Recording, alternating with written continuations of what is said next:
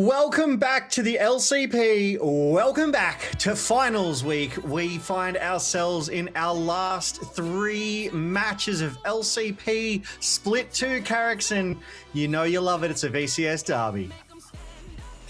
I absolutely do. Keen for it. And this is a one with a lot of stakes. One more loss for either of these teams and their split is done. That's it. As you so accurately put forward, it is do or die. It is you lose, you are eliminated. There are no more second chances. As we do take a look here at the bracket, this is the knockout stage. This is the path taken so far. Now, GAM, they did lose against Relove DCG last weekend, which is why they find themselves here in this match 6 against MVK tonight, Carricks.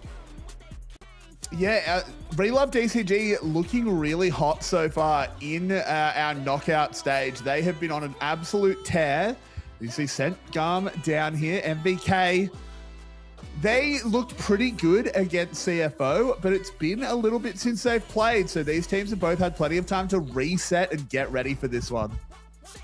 And speaking of ready, look at GAM and MVK with Kiaya and Haki, 3 times player of the matches. So you know you've got some superstar power on both of these teams here tonight. And not to be left behind, Chica and Drakthar following up close behind. So this would tell me that we're looking at sort of the top half of the map for GAM, and we'd be looking at sort of the mid through bot for MVK here to kind of link up and make magic happen for both of these teams here.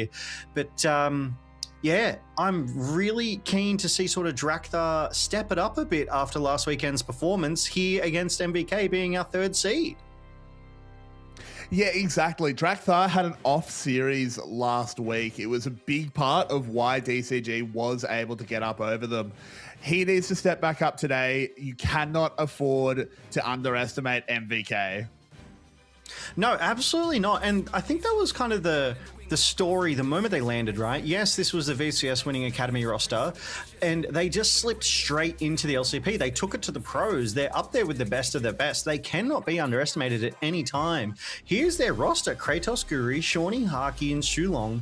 They're not a force to be underestimated. They've proven themselves. They deserve to be here, and GAM need to treat them seriously with their substitutes Stella and Chica teamed up with the analyst Suga and head coach Big Koro, the brains behind the team here. And frankly, it's working for them. They've had some of the most interesting drafts we've seen in the LCP. Yeah, exactly. Big Koro, someone we haven't really talked a huge amount about, but he is an absolute legend of the VCS. Had many, many years as a top level player in the region. Just a VCS legend, is able to bring so much experience, so much knowledge to this team. And MVK is really just stepping up. This is already, even if they go out today, which I don't necessarily think they will, they have had an incredible split. But GAM, they are looking incredible.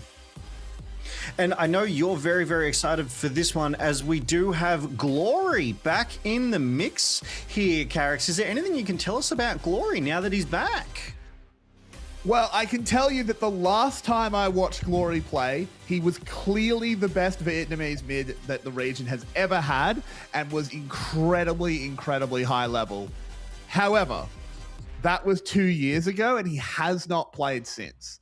They are bringing him at this crucial junction, and it's an incredibly bold one, but it's a hard one to talk about. So we have chosen to talk about something else because Glory will just have to prove it on the Rift. That's it. We do have a head-to-head matchup coming for the viewers at home, and today it is Drakthar and Guri, and we do take a quick look at those stats there. There's some pretty close numbers. Kill participation in favor of Drakthar, but you know, KDA, that's in favor of Guri here, Carricks, and I like that Guri has such a wide champ pool, 3 more than what we've seen Drakthar rock, but I can't go past Drakthar without talking about that Shyvana game that we saw him hard carry GAM to victory on. We haven't seen anyone else play Shyvana like that in the jungle so far. No, we haven't. That did seem to be a bit of a one-time thing where he just ripped it out when they had their backs against the wall.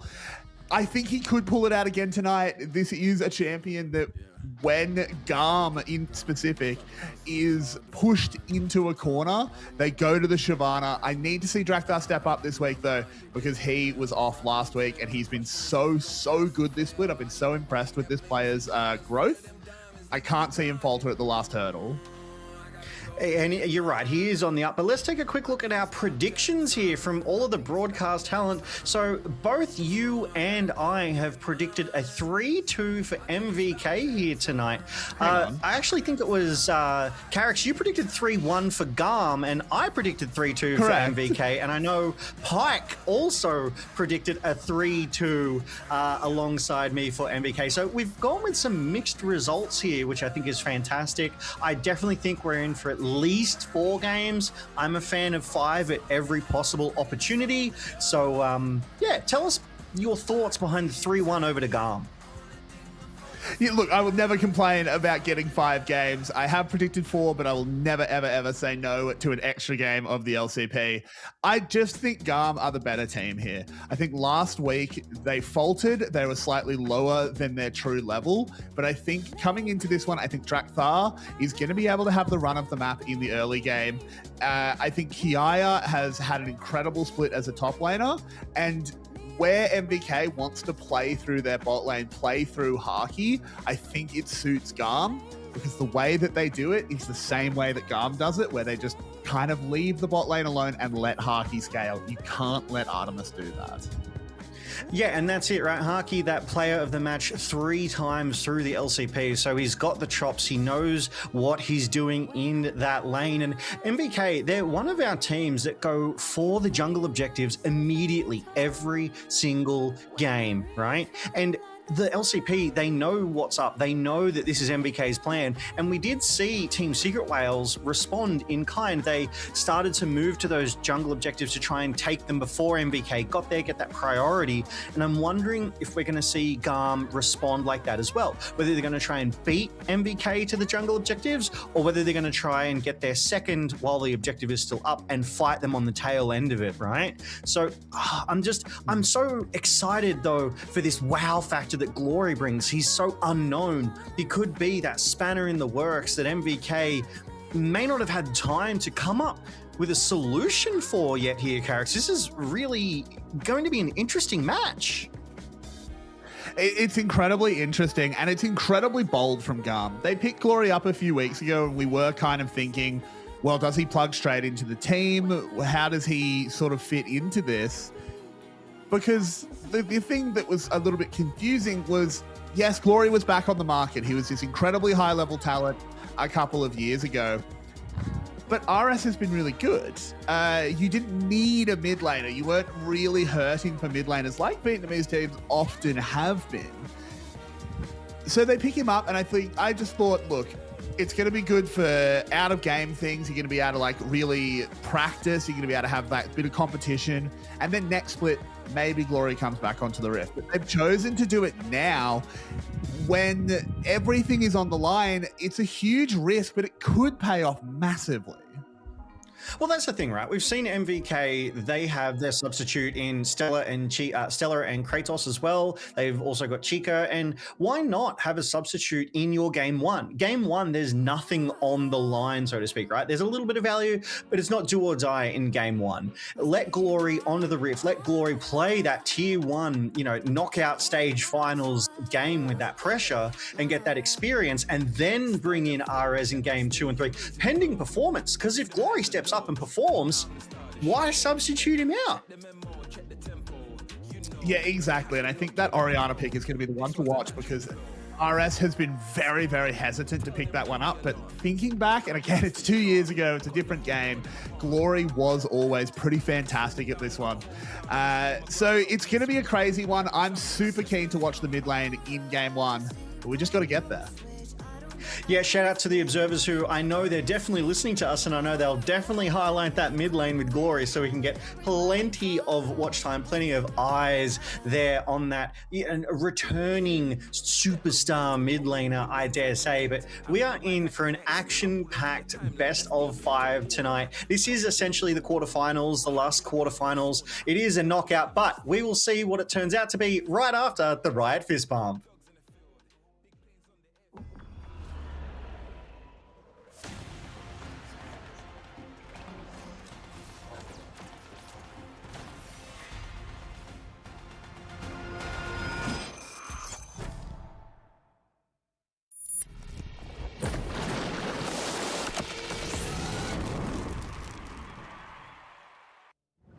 You feel it before the game even begins. The noise, not pressure, electricity. A region that doesn't wait its turn, doesn't follow the script, where every match threatens to flip.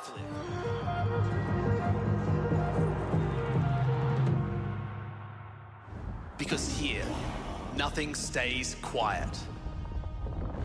The pace is faster, the moments hit harder, and if you hesitate, someone else takes it. Anyone can break through, but not everyone can hold it. It's not just about the play, it's the next one, and the one after that. No guarantees, no safe paths, just opportunity for anyone ready to take it. Made for the stage, made for the moment, made for this.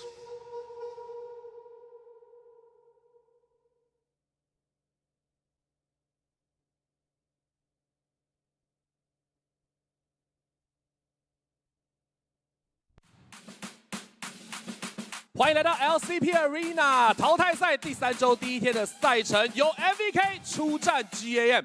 从今天开始，所有队伍的复活甲都已经全部使用完毕了，因此走一步算一步，步步都得非常小心。就如赛前分析所说，2支战队要前往 MSI 之路是非常的坎坷 ，MVK 需要只取冠军才有机会，而 GAM 需要赢下今天以及明天的比赛，谁输谁就将止步于此，而谁又会大步迈进呢？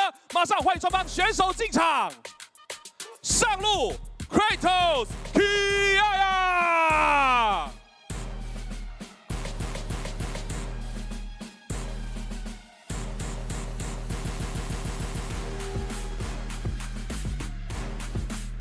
打野 Guri Draktar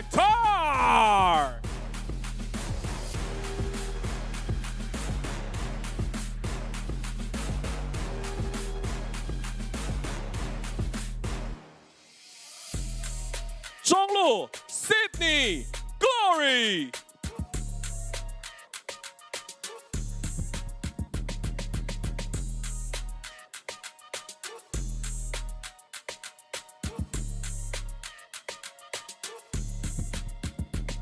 下路 Harky Artemis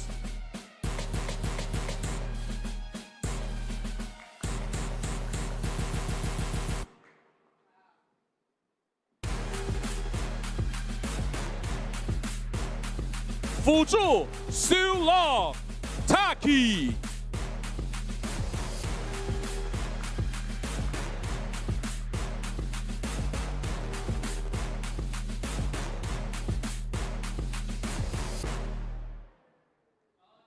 教练 Big Coral No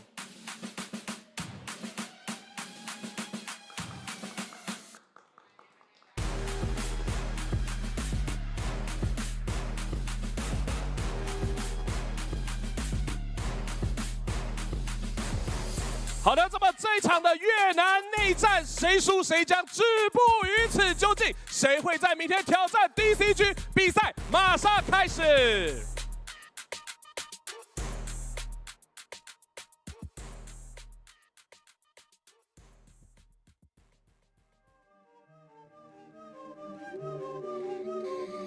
Thank you very much for those rousing introductions there, Tommy. As we go to the 2v2s, Kratos and Harky have been picked up for MVK, the top and bot laner. These two roles almost couldn't be further apart on Summoner's Rift here, Carricks. I kind of like this choice. Yeah, it is an interesting one as Artemis and Taki are the choice from GAM. They're just sending their bot lane. The one thing we do know about GAM, though, is that they do not spend a long time in these 2v2s. I think we'll be seeing a bit of an early fight and getting this one quickly over and done with. Yeah, look, I think seeing Artemis and Taki together, the bot and support together, is a statement from GAM. They actually really do want to win this 2v2 because we've seen them succeed a lot on the red side, so I have to imagine that they want to win the 2v2, they want to get that first selection, and they want to pick up that red side for themselves, because that's to not use an overly English term there, that's their most winningest side here in the LCP, and they probably want to look to put their best foot forward, and this is one step on that journey to winning tonight's best of 5 matchup here. But you'll also notice that all of the previous bans are gone. The Fearless ban from the regular split no longer here. It is a fresh, every single champ available go at this 2v2. So every option on the table. Are we going to see Rengar Ivern again? Poppy Anivia, Singed Cassiopeia. So many possibilities opened up before us as, yeah, it was like 30 or so champions gone. Now all re-available as there's the Anivia ban. So no, my Poppy Anivia dreams have been squashed. They heard you and they were like, you know what, that's a good call. We're going to ban one of those away so you can't have the other as well. Galio Nefiri banned away by GAM. Galio getting to level 6 with that hero's entrance increases the durability of that team so much. That taunt able to redirect some of that damage that they want to get down. Oh, Poppy's still there though, just not paired with the Anivia Carrix. I do like the Varus. Yeah, I mean, Poppy is just a good pick in these early, very brawly positions in the 2v2 as the Tristana as well, maybe shouting out GAM a little bit as they did play that one last week to no great success. Yeah, but I also do like Shen. Shen is a fantastic pick in any matchup, I dare say, especially in these 2v2s. We've seen it used to great effect over in the LEC. We even saw it as recently as this past weekend, just last weekend here in the LCP, and they used it to great effect. And I love seeing a Shen. I love the buffering, the taunting that he can do, the blocking of the autos as well with that W, just a very valuable tank. It will take a hot minute for him to come online, and you see the items, and both Tristana and Shen have gone for the exact same item. So I can't tell, is this a high damage Shen or is this a tanky Tristana? Yeah, little from column A, little from column B. As again, look, I know GAM, I think they want to get this one over with, as immediately the jump in is here. Haki throwing out the bomb. Can he get another jump? He can, but it's not going to be enough. Kratos now in a lot of trouble. There's the E from the Varus landing. They will just walk them down. GAM will be your 2v2 winner. I love how quick they are with it. That was so quick. I was like settling in. I'm ready for some trading. I don't even think the minions actually got to fight as GAM secure themselves first pick and MVK go for the red side. Now, that's not surprising to me either. MVK have won most of their games on red side too, so they definitely look to secure that advantage. But GAM have got something in the works, right? You don't go for first pick unless you've got a good idea of what you want to do. You want to ban away what MVK have, and you want to get that strong pick for yourself. And I'm wondering what they might go for with this first pick. Who do they want to prioritize? Do they want to let Glory get a comfort pick first game? Ease him into this Carrix? That could be a potential angle. I think that is what the angle should be. I think we should be getting him a good matchup. The other person I really want to be secured a good matchup is Kiaya. Need to get him off to a good start as well. The captain of the team, that veteran player. They are on red side, of course, so you can get a top lane counter pick, pretty much guaranteed. Those are the two lanes I'm really looking at. I think Artemis can sort of play any matchup. I don't really think that'll be a sharp point of inflection in draft. Taki has a support Ocean. And Drakthar, his champion pool, I mean, there will be bans towards the jungle, like Lee Sin's not getting through, that kind of thing. But I think once we get the traditional jungle bans out, I think Drakthar will be fairly happy with whatever. On the other side, though, that first pick you can sort of just deny the strongest mid laners on the patch. Like MVK can just angle it where an Orianna is available, or bait Glory into the Orianna and answer with it Akali yourself. Shawnee's been pretty good on that pick. Yeah, Shawnee's definitely been having some hands, showing some moves on Akali in that mid lane. And we were talking about banning away some junglers, right? And I was just taking a quick look at all of the junglers. Nocturne has not played a single game in the knockout stages. He has a 100% ban rate. I would have to imagine that it would remain the same here. It's 100% banned against MVK, and there it is, against MVK specifically as well. So it's like the LCP knows, do not give MVK of all teams Nocturne and you stand a fighting chance. But like you called, we're going to start seeing some of those jungle bans come through, I think, a little bit more than just that Nocturne Carrix. Exactly, and I think Lee Sin has to go. GAM, seemingly actually GAM is first pick. We must have got that backwards. So they could angle to get themselves Lee Sin. They ban out the Akali. Now the question is, do you ban Orianna? Do you ban Lee Sin? Do you ban neither? Is the question being asked to MVK. I like these bans from GAM. They've angled this really well, because if you give up the Orianna, Drakthar will pretty happily play the J4. But we'll see how this one goes. Yeah, look, that Lee Sin not getting banned is quite interesting. They think that they can either pick it or get it in that second round of bans, but I do like the Cassiopeia pick here.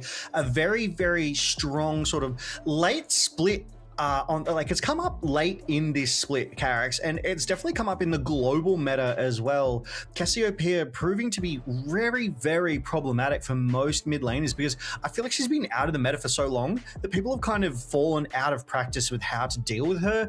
She also offers a huge amount of damage, even able to punch through those more resilient mid laners like Galio. But getting that Cassiopeia, it's given MVK Varus, and Varus is dangerous in Haki's hands. Yeah, Varus is a terrifying thing to give up, given that we are presumably... Okay, they're going to go the Orianna. That's an interesting one. I think we could have locked in the Lee Sin there. We didn't need to pick Orianna here. We could have picked Orianna third. Drakthar, that said, Drakthar is actually probably going to go the Jarvan. He prefers this to the Lee Sin. He has like a crazy amount of Jarvan games. Because GAM demands so many very specific bans, like you have to ban teams ban Nocturne against them, teams ban the Ezreal away from them. Drakthar ends up getting Jarvan a lot more than other junglers, and he has had really good performances on it. Yeah, you're so right. Like, this is one of his best junglers, and he actually has a pretty decent win rate on that one. Here in the LCP knockout stages specifically, you know, he's managed to pick it up 4 or 5 times. He's 2 or 3 times, and he's got a strong win rate. So I'm very, very happy to see him get that. He knows what he's doing on J4. He feels like he's in control. He feels like he's at his best with Drakthar. So Drakthar with J4, and being able to pick up this Bard as well. It really does feel like GAM is piecing together quite a strong draft, but I dare say MVK, they're getting all the pieces of the puzzle that they want as well, because Orianna is no slouch in that mid lane, and Pyke has been picked up for Shulong. Now, this is such an interesting pick, right? I really think Pyke can match Bard for the roam, maybe even roam a little bit faster than the Bard, and I like the playmaking, the ability to suddenly surprise someone that there's a Pyke with a hook and stun in that lane, right? It really turns a lot of your regular expectations on their heads when a Pyke's in the game. And I like the Pyke pick specifically because we don't know the enemy ADC yet. Ban out the Sivir, the Ezreal's already gone, Varus already picked. The mobile ADCs are not super there at the moment. You could play something like Corki. That's not the really correct mobility to deal with a Pyke popping up and trying to hook you in lane. I'd be curious to see what Artemis goes for. Something like Zeri could come out quite early here, as Xin Zhao was the ban over the Lee Sin. I understand the logic. Xin Zhao is obviously an incredible ball carrier, as is Nefiri, but this Lee Sin has been so dominant. Yeah, it's really just like you highlighted. I'm so surprised that one got through. It's been played 4 times here in the knockout stages and has a 75% win rate, right? So it's almost a sure thing if you get the Lee Sin in the hands of these very competent, very strong players that they're gonna win with it, right? So I'm liking what MVK have put together. They've got the long range poke, Orianna, they've got the ball delivery system there with Lee Sin. Oh, I thought they were gonna go for the Olaf there, Carrix, but instead we're getting the Heimerdinger and now the Vayne. Where are they gonna lock in? They need something tanky. They need something like a bruiser or a tank. There it is, Zahan. I think Zahan was a good pick here. As much as the Vayne would have stopped the lane, would have gotten very, very far ahead individually. I think team comp wise, they did need a little bit of frontline, someone to go in with Guri. Otherwise, it would have just been a sort of one-man dive squad, and that's never really what you want. Looking at this, I think GAM have come away with a very, very cohesive team comp. If they can cleanly get to, say, 15 minutes, if they can get to good objective setups, I think this team comp is very hard to overcome. But looking at the lanes, I think they're in for a rough start to the game. Yeah, that's it. They've definitely gone for the team composition rather than the lane composition. You were saying it last week as well, Carrix, I remember. Jhin, like, where is the damage with Jhin, right? But they've got Cassiopeia, so they definitely have another champ on their team to make up for it. And J4 is definitely no slouch himself when it comes to delivering that damage. That lockdown too, we can expect Drakthar to roam on that J4 into that mid lane against Orianna. The moment that he's like able to, right, he's going to try and get that flash, and he's going to try and keep that flash on cooldown and try and gank, right? It's like, welcome back to the LCP glory, have some ganks. Like, it's just that, keep them down, win that lane, and then convert that lane win into the team win. Because yeah, as you said, they're not going to have a great start, but if they can stay close or even, then they'll definitely bounce back even stronger in that late game. I'd watch for that sort of, I want to say 17 to 18 minute mark where GAM starts to really pull away. Yeah, totally agree with that one. But of course, we need to keep our eyes on Glory, because things could always just be turned on their heads if he is warmed up and ready to go. Or of course, the inverse, if he is a little bit rusty coming back into this one. Shawnee has a good champion. Should be a fun matchup to watch. They're all fun matchups, but I also love looking at the skins here. Arctic Ops Varus for Haki looks very like stealthy. And then, yeah, the T1 Bard, right? It feels like that T1 Bard skin is like the one and only skin that we even use here in the LCP. I think the only difference I've ever seen was one of the chromas, but the junglers are on the same side right now. They're both on their top sides, having the same sort of clearing path as that hook just snags the minion. And we're going to talk about Zahen, right? I think this is a great choice into Sion, because Sion is so low damage that Zahen's going to be able to trade very easily into Sion, build up that passive and get that free death almost every time they want to fight. So I really do like this pick in the top side. Yeah, I think it's a good pick. I think it was good for the team comp, but the thing with Sion, of course, is that it kind of, unless you like really hard punish him with something like a Vayne, he doesn't really care what you're playing. He's just going to do his thing. He's going to go down a little bit in CS, but he doesn't necessarily mind. He's just going to be a big beefy boy. I think where Zahen is smart is it's very hard to interact with in the side lane.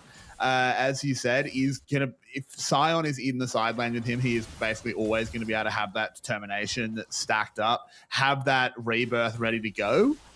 Can be hard to stop that. You kind of have to send like 2 or 3, minimum 3 really, to stop him in the side lane. As Taki is gone for a very early walk. Comes in, just annoying Shawnee.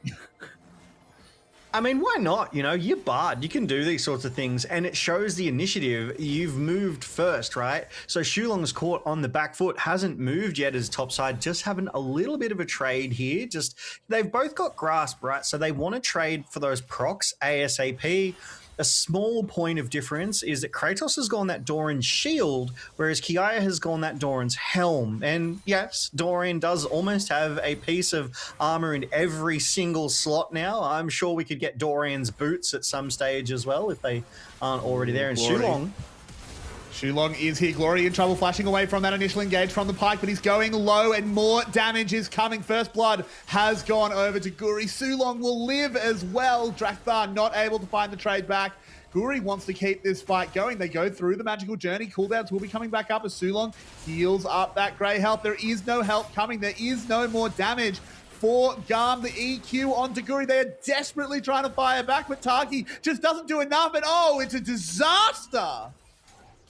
Triple kill over to MVK off the back of the Shulong roam. My goodness, Glory was so pushed up against Shawnee. And I mean, we're going back to live talking about it, and he's pushed up again. Like, Glory is still just aggressing hard into Shawnee here, but he just got punished for it. Shulong found the weakness. Here's Glory so far up, and he sees Sulong coming, so just pushes forward, tries to get as much damage down onto Shawnee as he can. Shawnee staying at absolute maximum range to act as bait. Sulong gets away one more auto would have done that, and then GAM are forced to take that magical journey of Takis to get away, but Guri still too healthy, and Sulong able to contribute with those hooks and stuns. Just a fantastic turn of play. Love the aggression from MVK, their swift response and punish. 4 minutes in, MVK are up 1.5k gold, 3 kills, firmly in command of this early game here, and it's off the back of a Sulong roam. Yeah, and I mean, that one auto attack's worth of damage onto Sulong is absolutely backbreaking. Sulong goes down there, there's no way Guri chases through the magical journey. It would have just been a 1-for-1. It would have been totally fine. Instead, it's a 3-for-0. GAM on the ropes early, and it's the only saving grace, and I mean, this is picking silver linings out of very dark clouds, is that all of the gold went onto Guri, so at least it doesn't necessarily hard swing any 1v1 matchups. Maybe you can play really well with vision and try and prevent him coming into lanes, but boy, that's wish casting a little bit. Yeah, look, we don't want an accelerated Lee Sin. Lee Sin is supposed to be super aggressive and have impact and roam a lot in the early game, and now you've got a 2-kill accelerated. Ooh. They're all right. Just a little bit of trading. I always get so tense when the moment an ultimate goes out, I'm like, oh boy, they were just pushing for priority, it looks like. Oh, GAM goes in. Yeah, they're going to just harass Shawnee, but don't really commit onto that one. Didn't quite think they had the follow-up. Weren't sure where Guri was. Of course, we know that Guri's just hitting the dragon. They probably could have kept going on that one, but still, it is Glory getting a CS lead, is having a pretty constant priority in this mid lane. If it wasn't for that early disaster, he would be pretty comfortably ahead. Yeah, and another thing to note as well is Shawnee still has his flash, right? So where Drakthar and Glory, they both lost theirs in that initial exchange in that mid lane fight that Shulong kicked off, Shawnee held his flash that whole time. He can still weather the storm. Next time Drakthar decides to roam to that mid, link up with Glory and try to kill this Orianna, he still has a way to get out of it. So I really like that patience, that test of Shawnee's mettle, and he passed, because to not have that flash is almost a death sentence into the face of a Jarvan, a J4. As this top side, they're just trading. Like, this is the top island that we talk about. They're just going back and forth. They're trading Grasp of the Undying procs. They're getting that health whilst they're building up for the rest of the game, because we said it's still only early game. And you also said, right, GAM is going to struggle in the early game. They're going to come back toward that mid to late game. And so GAM doubtlessly know this. It's highly unlikely that they're all, oh, Sulong's in trouble, gets tagged up. This is a lovely collapse here by GAM. Knew exactly where he was. Read him like a book, and Glory gets his name on the board.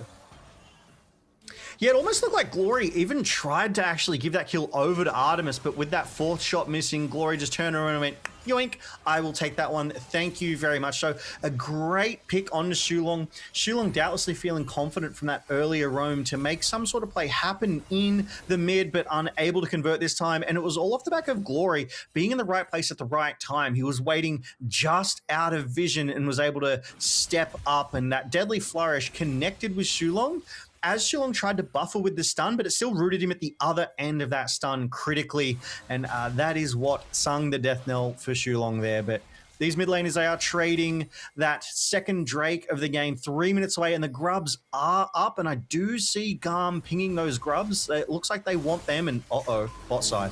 Kiaya, he should be able to just use the ult, use the flash. Good job there by Shulong to interrupt the ult. Does force a trade of flashes rather than just the ultimate being used, but still Kiaya will escape. He will just be able to catch that wave happily enough. Yeah, he recognizes he's on the weak side, right? He recognizes that people are going to come for him, try and gank him, and he's happy to use those tools to get away. It's more valuable that he commits the tools and lives, but it looks like there's a bot side dive about to happen here as well. Yeah, he is DED dead. There's not a lot he can do there. He gets booted, he gets shot down. Kiaya will fall, but he does clear up the wave. Look, this is obviously not ideal as he goes down, but he did clean up the rest of the wave that was at the tower. It's made the best of a bad situation here as Drakthar caught on these Krugs. Does want to be really careful. Don't want to give Kratos a full passive stack as Taki will come in just to hold that Zahed back. Interestingly, Kratos was definitely getting the better of Drakthar in that exchange. I know Drakthar was aiming for the minions there, the creeps, but unfortunately, Kratos' damage already looking strong. Does have that flage as well as that long sword to increase the movement speed and a little bit of that damage. And Sion much more tanky, able to handle Zahen, but Drakthar doesn't really have tanky items, a little bit of extra health, a little bit of extra damage. So I hope that's not a sign of things to come. I hope that Zahen, this Kratos on this Zahen is able to sort of overtake the game, but we've seen it happen before, and it wouldn't surprise me if he does, quite frankly, characters. These junglers, they're all over the rift. They keep coming through this mid lane, trying to either defend Shawnee or gank Shawnee, as there's a roam happening here in the bot side of GAM's jungle. They have to be careful. The wards are going down. Yeah, MVK just moving as a hit squad constantly. Just Guri and Sulong moving together. You can't really fight against that two-man. There's just a little bit too much burst damage. That Eclipse has already come in for the Lee Sin. I don't know how you deal with Guri for the next little bit. There will come a point where you do enough damage. As much as we talk about, oh, where's the damage with a Jhin? He does do a fair bit of damage at the moment, build dependent. We'll have to see what Artemis builds. If you go the Ghostblade RFC build, you don't do a lot of damage. There are other builds where he can kind of slap it. Now, Artemis has been poked out a lot. Actually, they're in a huge amount of trouble. In comes Guri, gets a big boot. It will be Taki sent to the depths. Artemis just about managing to escape, but Guri, again, proactive on this Lee Sin. Yeah, Guri taking that early game dominance and just snowballing these other lanes, getting them ahead, right? Bot lane now tidily ahead, a combined 1,000 gold up and over Artemis and Taki, as Shulong looking to just be a pest, prevent Artemis from getting back to base. Drakthar going for this second Drake though, but MVK, they have the priority. They're here first. They do get there. There it is, secured by Guri. Is able to get away as well. The curtains open. Can they slow them enough? They can. Glory with a flash miasma will find the damage. They're going to keep this one going. The Ghost is running. Minion wave, a little bit away, but they've got Kiaya to tank it up. That's a lovely petrifying gaze. The shutdown comes through. Oh my word. Karma back. Shorty having to flash away. Glory setting them up. GAM came and took it all. I'm quite surprised Kratos didn't TP down. He had that TP up as well, but seeing the play now, I think it was definitely the better call to stay in lane, get it shoved in, while the rest of the team just collapsed under the GAM overwhelming pressure here as we see it play out again. Sulong just roaming forward so fast, so aggressively. Taki did a great job to dodge those chains of corruptions there from Haki, but it still wasn't enough because because Guri was in the area, as you said. Just that proactivity, just being everywhere he needs to be at the right time is, getting sniped by that first bullet. If that had missed, it probably would have made all the difference. But Kiaya on the Scion is here. He just walks into turret range, gets that aggro, and then GAM is just free to attack. They take out 2, they get the flash, and they get away with no more deaths. So I like GAM's response. They're still very much in this game. They've curtailed MVK's gold lead. It's now basically 200-300 gold. Yes, they're 2 Drakes down, but the longer this game goes, the stronger GAM become, and they like that style right now. It's playing in their favor. Exactly. They're starting to hit power spikes as well. Part of the reason that Cassiopeia has come back into the meta, as well as just being tuned well and having good matchups, is Swift Marches. Those upgraded Swifty boots are crazy on this champion now that she is allowed to wear the boots on her head, just like Nami. He is just so uninteractable when this champion is just moving at absolute light speed. I know there's a fight going on. This isn't real. Don't worry. Yeah. I'm a little bit worried for what this Cassiopeia is going to be able to do, because so far it doesn't look like Glory's missed a beat. Yeah, other than getting ganked that first time in the mid lane, he's looked pretty good. And even then, right, he was still straight back to aggressing forward. Some mid laners you would probably get ganked and go, all right, I need to slow down. I need to step back a bit and respect the fact I can get ganked again. But not Glory. He just went right up in the face of Shawnee. And as you've said before as well, is maintaining that mid lane pressure, maintaining that mid lane priority. He's giving GAM access and room around this map where otherwise you wouldn't if you had sort of a weaker, less aggressive mid laner. So I'm liking seeing this style coming out of Glory, because like a lot of viewers at home, I'm learning more about Glory the more we spend in the LCP, the more we're watching him here. There's a lot of pings coming down in that jungle. Guri has been spotted, I think. Drakthar kind of wants to get into the top side of MVK's jungle, but there's nothing to fight for. The Rift Herald's up in 5 seconds, so it's just a fight for vision control, because again, MVK, they're our #1 jungle objective taking team here in the LCP. They are always fast, they are always first, but not here and not now. GAM has beat them to it.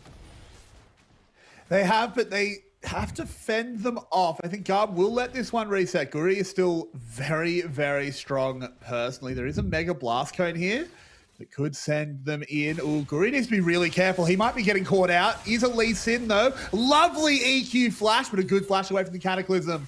Guri will survive, but getting the flash from the Lee Sin is valuable around this Herald. I think this might just lead to both teams backing off. Yeah, Lee Sin without that flash, one less tool, one less escape option here. Is we're still playing around this. Oh, Haki? Okay, not caught. I was going to... Every time I see a fight, I'm like, oh my God, a fight. I hope. But, you know, we're still 16 minutes in. It's 9 kills aside. MVK, they fended off the first Rift Herald, and now fight is breaking out. Taki flashes away from the Chains of Corruption. The teleport will be coming in. A lovely knock up there onto the Lee Sin. Guri trying to get away. Ooh, they come out of stasis just in time. Kiaya lands a lovely 2-man knock up. This is GAM running over them. It's 1 kill back for Sulong, but 1 might not be enough as Kiaya gets a double kill. 3 members of MVK go down. A Rift Herald is claimed, and GAM are stamping themselves back into this game.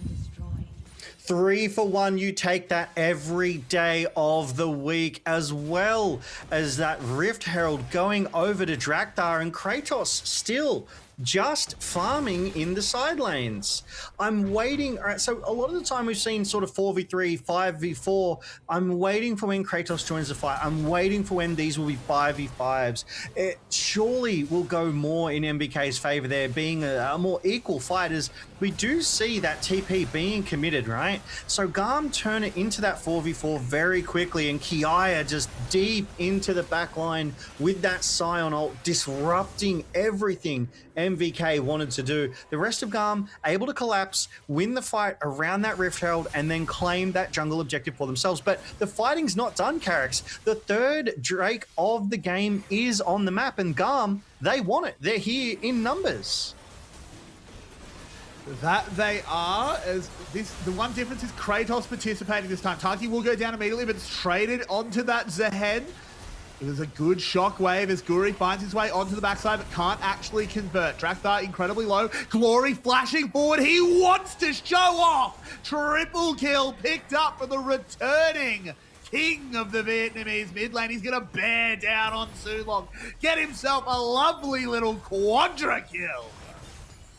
Quadra Glory, Rift-Herald cracking this tier 1, and GAM free to take the third Drake of the game. We were talking pre-draft, oh, why would they bring Glory in now? This is why they're bringing Glory in now. He is proving to be the difference maker. He's 6-1-4. 2,000 gold of GAM's lead is just on Glory. But I love what they did here. They absolutely took out Kratos. First thing they did, they didn't let him build that passive. They didn't let him get that free Guardian's Angel. They just killed him right then and there. And at that time, they lost their support, but MVK had lost their top laner. And you take that every day of the week. And then GAM just set Glory up for success.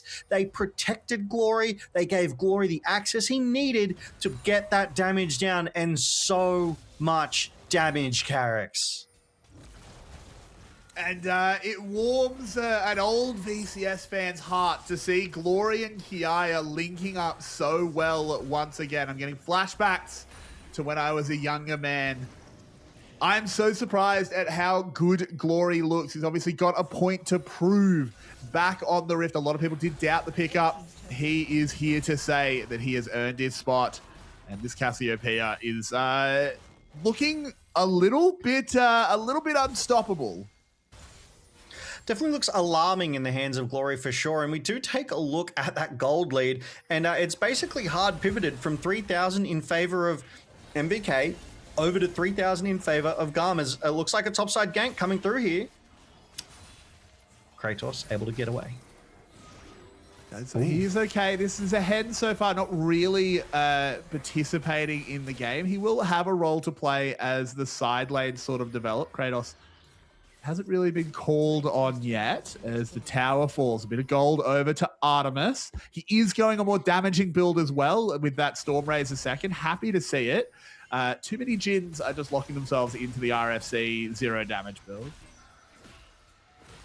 Yeah, I mean, currently sitting at 207, so Artemis has been very involved. 9 out of the 11, that's more than an 80% kill participation, which you love to see from your AD carry, right? They're getting involved in almost every single fight. Glory involved in 10 of them.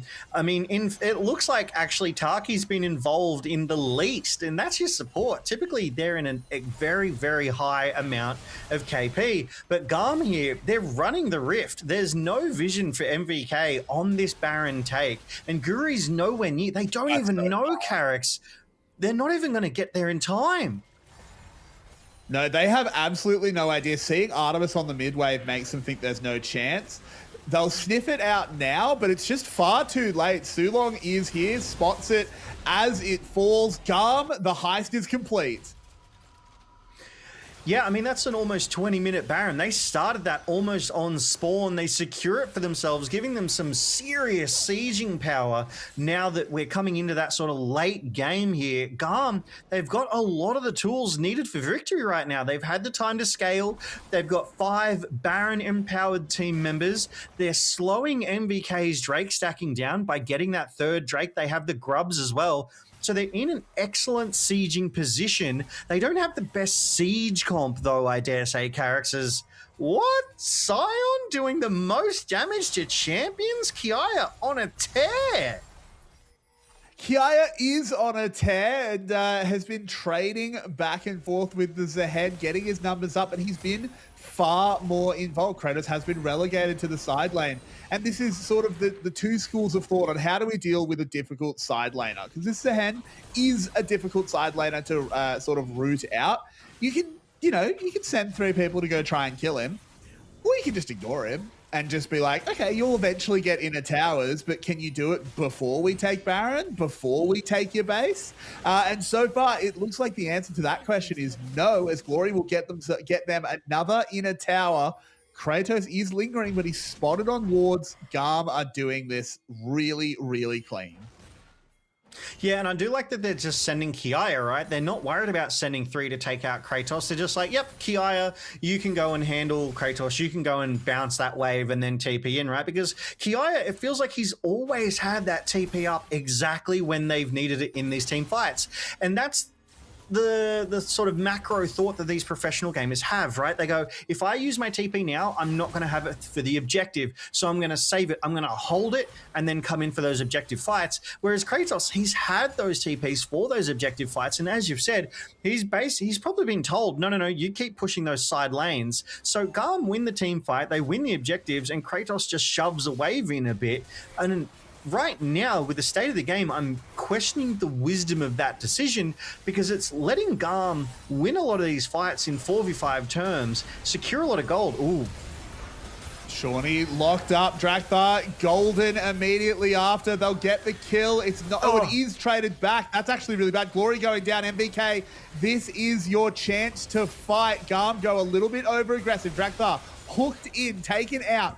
Will manage to get over the wall. Guri comes in, gives the big boot, but that's only Kiaya who's able to use the ultimate, gets the knockout, flashes over the wall. MVK still chasing. They need to find more. Kratos has that passive fully charged as Taki just baiting him around a little bit. A stun into a root, throws up the emote as that should be the disengagement. MVK will be happy. Glory off the map, Dragon right there.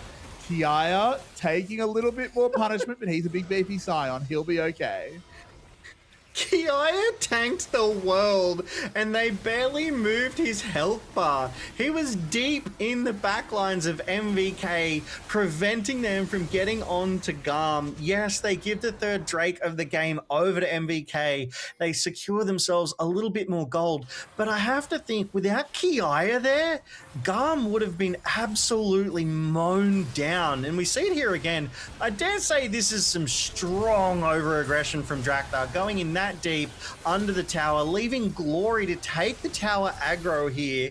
Yeah, they do get one, but they give over Glory, and then the retreat is on, right? Drakthar able to flag and drag, does get the flash from Sulong to try and make them commit, and Kiaya, right, has that massive shield, just tanks the 3 in the backline. And I dare say Sulong actually saved Kiaya by hooking him out of the clutches of those 3 members of MVK. So a questionable decision. I dare say it was in the moment. It was like, oh, I can get this hook, I can help my team. And I dare say it did not help. Instead, just let Kiaya get in front of everyone from MVK, and they just were not able to close that gap and get onto the rest of GAM. And it was basically a 1-for-1. Yeah, MVK got the Drake, but it could have gone so much worse for GAM.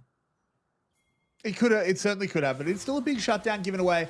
The real villain of that play was Taki, of course. Drakthar was trying to tank the tower until someone turned him gold. And Glory ended up having that aggro instead, but that's okay. Slight misplays happen, slight little miscommunications do happen. GAM still has the chance to deny the soul. Oh, Guri's in a lot of trouble. Ooh. Chain CC, the good flash there to make sure he can't get away. Can they follow it up immediately onto Haki? The train leaves the station. The curtains have been called. And it's another double kill there for GAM out of just nothing.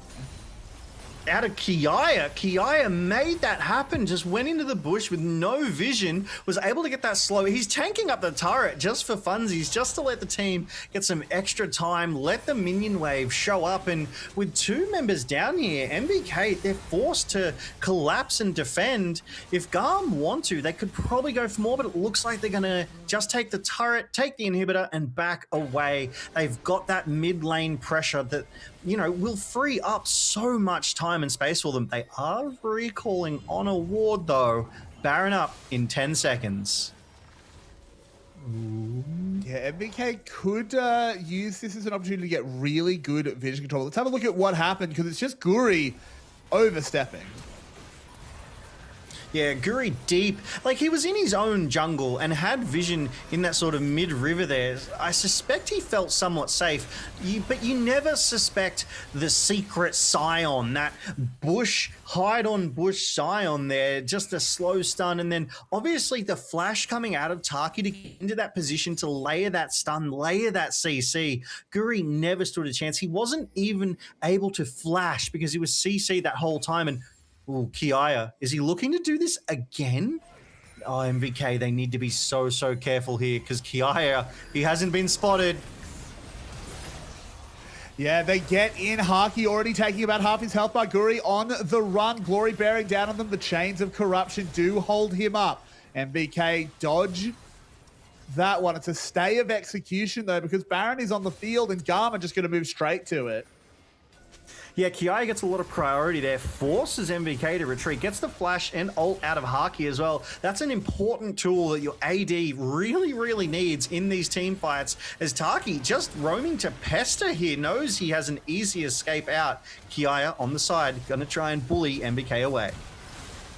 Shorty having to flash, which means that the Cataclysm will lock him down. Artemis bends the bullets, finds that kill. GAM, they've abandoned the Baron. They don't care about it anymore. Grim Deliverance, the only thing that can get Kratos out, as Kiaya just flashes over the wall. They want to get this one done. Kratos stunned up by the Petrifying Gaze. Under the tower they go. Kiaya is ripping them to shreds. Artemis picks up a double, and GAM, they stabilize the early game. Their team comp comes online, and they'll march their way down mid. This is a statement game for GAM. They're showing that despite faltering last week, they are still on top. They are still a huge threat and looking even more terrifying with this new string in their bow that is Glory in the mid lane. Game 1 goes to GAM.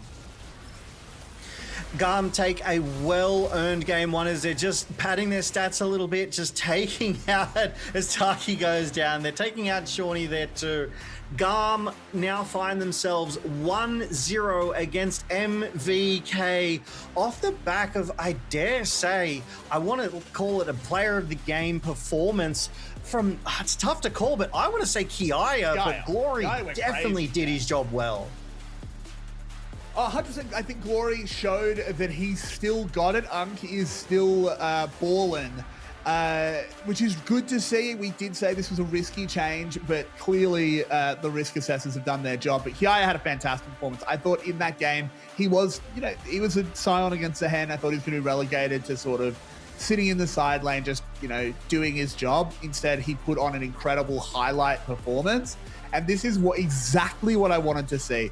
Last week, it was Kiaya and Drakthar being a little bit slow to get onto the Rift. Drakthar, I think he had a good game, not his best, but Kiaya, he's here to play. Oh, 100%.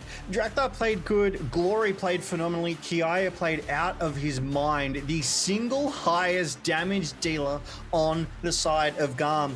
He was pulling the trigger on a lot of these fights from the mid through late game, and I called it around the 17, 18 minute mark. Yeah, that's probably the 16 minute mark that watch GAM come back, and you said it as well. They're definitely not going to win the early game, but they will come back, and my goodness, did they come back. 28 kills in 29 minutes, an 8K gold lead. GAM just ran the rift from that sort of 16th minute, Carrix, and it didn't even look like MVK really had any kind of response to them. It felt like a lot of them were underwhelming. Guri got ahead early, but he wasn't able to stay ahead early, and it felt like MVK fell apart. Yeah, exactly. This was, the fact that this play happens in this game and it still ends up going the way it was, this was about as good as it could get for MVK. Sulong surviving that, able to rejoin this with the grey health. GAM just get hunted down. I was really worried. I was saying, oh no, this is now an accelerated Lee Sin. This pick is so strong. And I think Guri did actually continue making really good moves in the early game. We're going to see another one here. Where they pick up Taki. But it just wasn't enough. GAM were able to recognize where the play really mattered, and that was more around mid lane. I also do want to shout out, Artemis had a quiet game on the Jhin, but some of his curtain calls were fantastic. Yeah, quiet but effective, right? He was contributing in all of the team fights. He had a high kill participation percentage. Yeah, he wasn't that AD carry that like popped off and was able to hard carry the game, but he didn't need to, right? Sometimes you just need to be that good AD that's in the right places at the right time to help get that damage down and let your mid laner carry, let your top laner carry, because that's exactly what happened here, right? Taki, Artemis, Drakthar, they were good. Glory and Kiaya, they were great. And together, that definitely got them over the line for this game one. So GAM, again, they find themselves up 1-0 in this best of 5 knockout quarterfinals against MVK. But we've seen it before. MVK are not to be underestimated. They are the chefs in the kitchen. They do know how to cook up some pretty interesting drafts, and I have to imagine as we get further into these sort of fearless fans, these fearless drafts, that we're going to see some picks that maybe haven't practiced against so well. Yeah, exactly. And look, none of us, no one that predicted MVK thought they would do it completely clean. There was no 3-0 predictions. It was 3 2s. And this is just one of the 2s, if you and Pike are to be believed. But even I do still see GAM faltering at least once. So we'll have to see how that one will end up playing out. Yeah, I agree. I definitely don't think this is going to be a 3-0 for GAM. I would be quite surprised. MVK have shown that they've got resilience. They've shown they've got creativity. They're this deep in the playoffs. So, I mean, it goes without saying that they can handle the pressure because they've had to handle it all the way through here, Carrix. But we've seen some of the best champs that these players can play picked up here in game one. So I'll be looking forward to what they pick up in game two. I mean, I don't think we'll see Nocturne. I think that will be banned. Do you have anything that you would like to call out you expect to be banned coming into this game too? Banned, I think Neferi should hit the ban list, Nocturne will hit the ban list, and I think Ezreal needs to stay banned all series. But we'll have to see where they decide to go. Couldn't agree more. Ezreal, a high ban priority as well. But we'll be right back after this break for game two, because here in the LCP, we're made for this.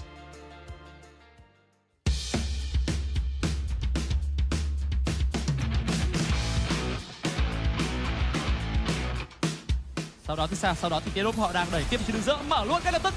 Nhưng mà sau khi gặp nguy hiểm, bảo đạn xả khá là đẹp. Bùn lao vào hút tung qua. Cơ hội quét sạch cho nó team Cinderwell và 3 mạng có cho chúng ta. 也是只能慢慢走进来，先是一个球放出去，瑞儿被踹出去了，全部 CC 控制放在小 T 身上，玉铁之术没骑出来，就在空中倒地。而 Pop 9这里选择钻出去，还2个顶2个，配上好运姐的 double。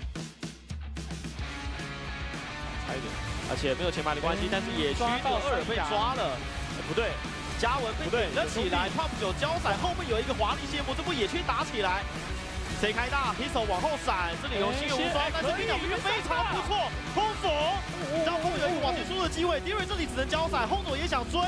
还能操作吗？比尔想保住雷兹，这里先把冰鸟给推到墙上，后面有个致命伏笔定住对方的冰鸟，但是比尔要被留住 ，DCG 野区的碰撞防守打了一波意外杀。 đi sát vào tường xuống khu vực đường dưới để hỗ trợ cho SD. Nhưng ý định băng trụ của Deep Road vẫn có, bóng nay đi thẳng vào làm choáng, đánh đu lên câu thời gian, đáp xuống chạy về trụ. Bia sẽ hỗ trợ tốt cho đi trong pha này. Thậm chí chúng ta có cơ hội phản công khi Sao Si đã khá là thấp máu, nhưng đi cũng bị bắn khá nhiều. Hôm nay mất công kích vũ bão, Dide đã vào vị trí nhắm vào phía rừng của đối phương, có đầy đủ tầm nhìn, đang khép góc lại cứ đánh tay mà thôi. Hôm nay quyết định đổi góc, giật bắn cũng được kích hoạt vào chỗ của Dide và tạm thời Dide cũng phải tìm cách đúng bởi máu của ta không còn nhiều nữa và phải tốc biến qua tường. Khi mà này đi vẫn đang bắn tốt nhưng xác định tốc biến là chưa đủ, bắn không đủ rồi. Nội tại được kích hoạt sau đường 90. Lần sau nếu như cái cánh nhận trúng kết hợp với lại 7 thì đó có thể là màn hạ gục, nhưng cánh nhận đã bị che cho nên là Phân vẫn có khoảng trống tiến lên nhưng người không bị áp lực nhiều lắm là Sắp nằm xuống, Fan cũng nằm luôn. Double kill cho Bia.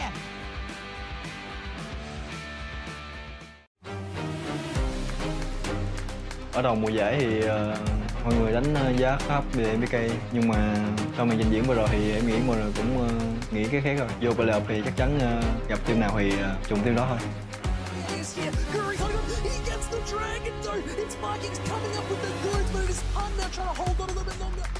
đối thủ phải chuẩn bị thật kỹ để đối đầu với bọn em, vì bọn em rất nhiều cái sự độc đáo để mang ra trong trận đấu gặp bọn họ. GAM thì cũng muốn cảm ơn mọi người đã ủng hộ GAM xuất hiện qua. Thì ở hiện qua thì mọi người cũng đã biết là GAM cũng đã trải qua một cái mùa giải nó không khá là thành công và có một cái kết quả rất là tồi tệ. Thì biết là điều đó sẽ gây thất vọng cho mọi người. Thì bọn mình cũng cố gắng cải thiện và cố gắng làm sao để có thể mang đến trình diễn cho mọi người một cái trận đấu nó mạnh mẽ nhất và có được cái chức vô địch để khiến cho mọi người có thể tự hào thêm lần nữa. Thì đó là cái mà mình muốn nói tới mọi người. Take it very low. They need to be careful. Drakthar on the seek and assist. He's going to go forward. It's straight onto Fang. Where did Kiaya come from? Không có chỗ cho phạm sai lầm. Even with eyes shut, I see them.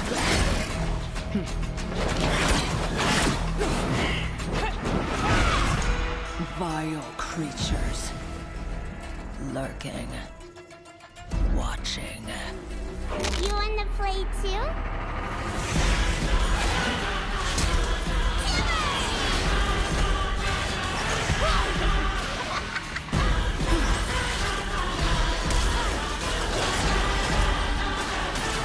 None can hide. They laugh from the shadows. They won't be laughing for long. I'll cut out their rot.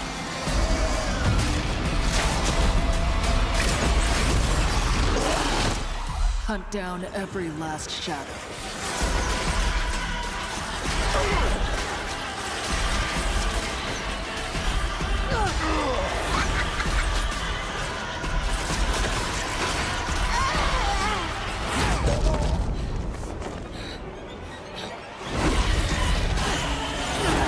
Cleanse this place once and for all.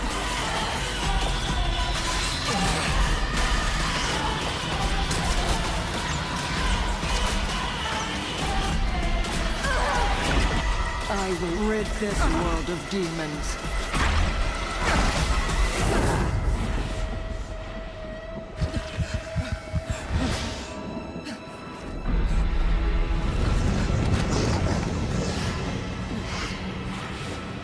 No matter the cost.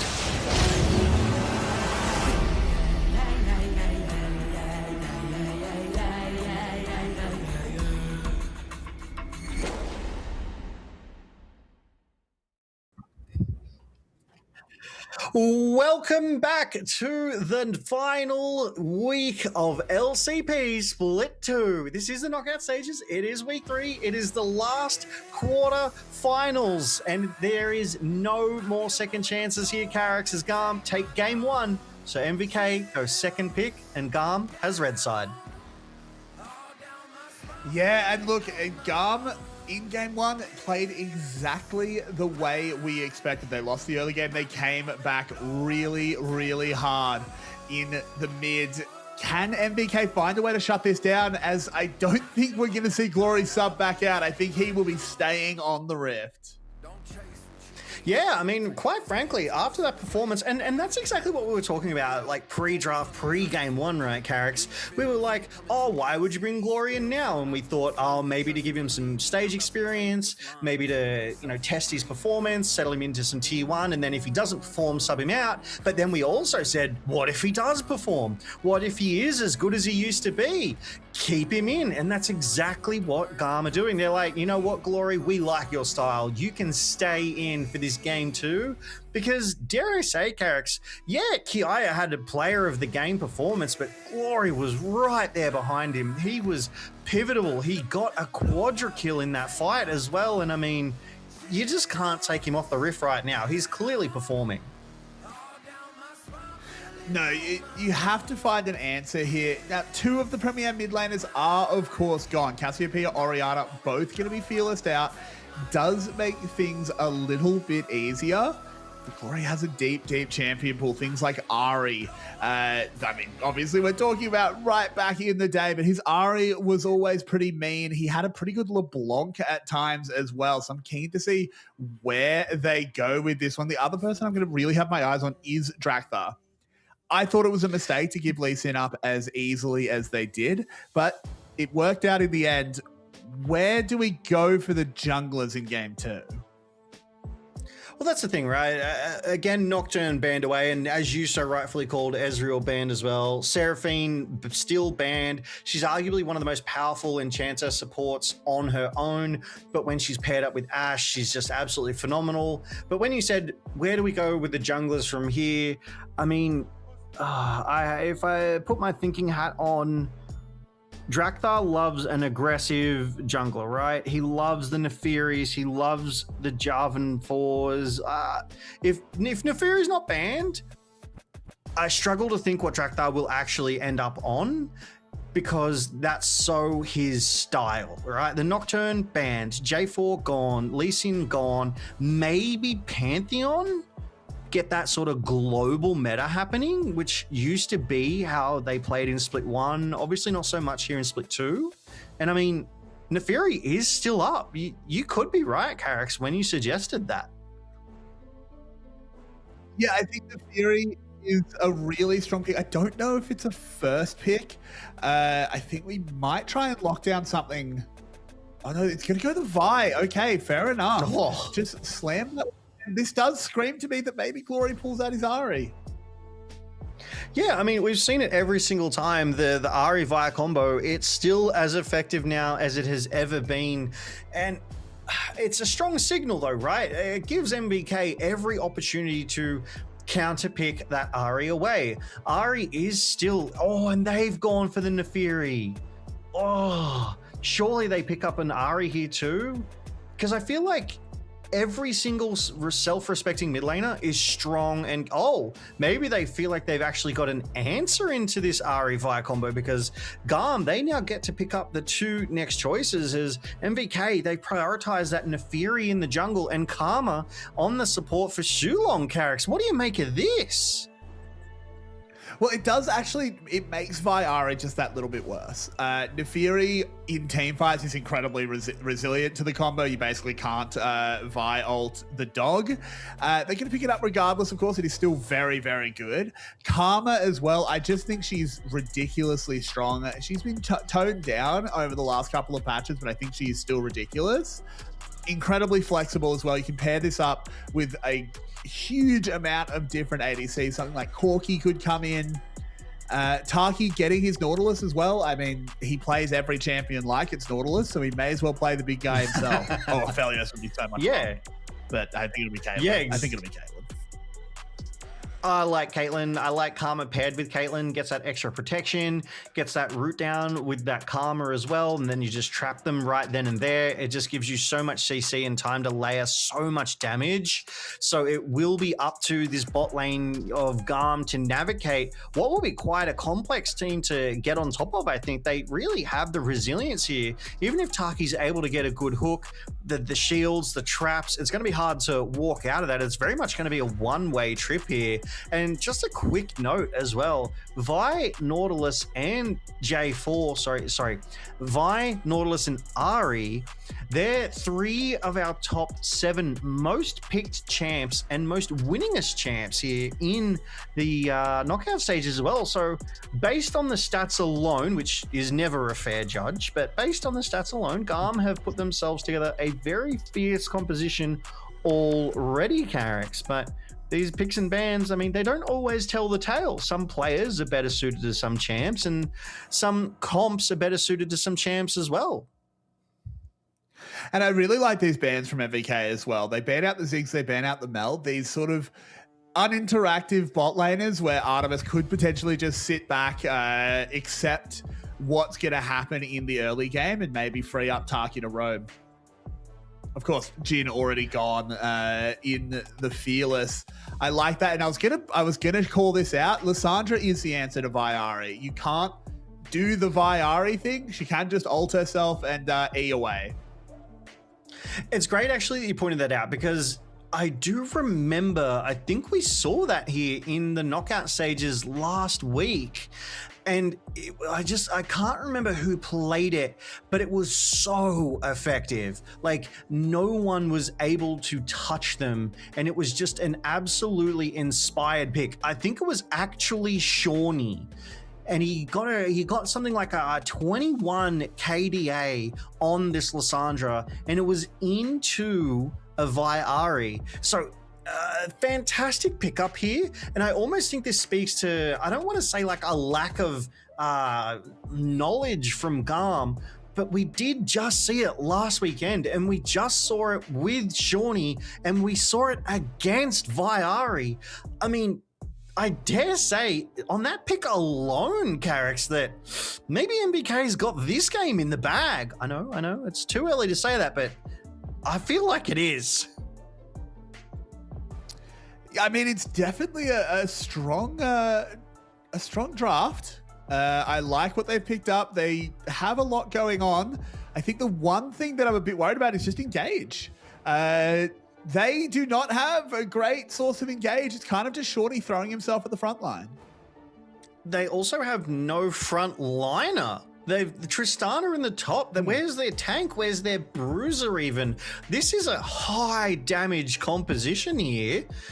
They need to be very, very careful because Kiaya is on Nah. This is Kiaya who, you know, by our estimates, just got player of the game. He's in fine form. He will punish this team, and hard, Carrix.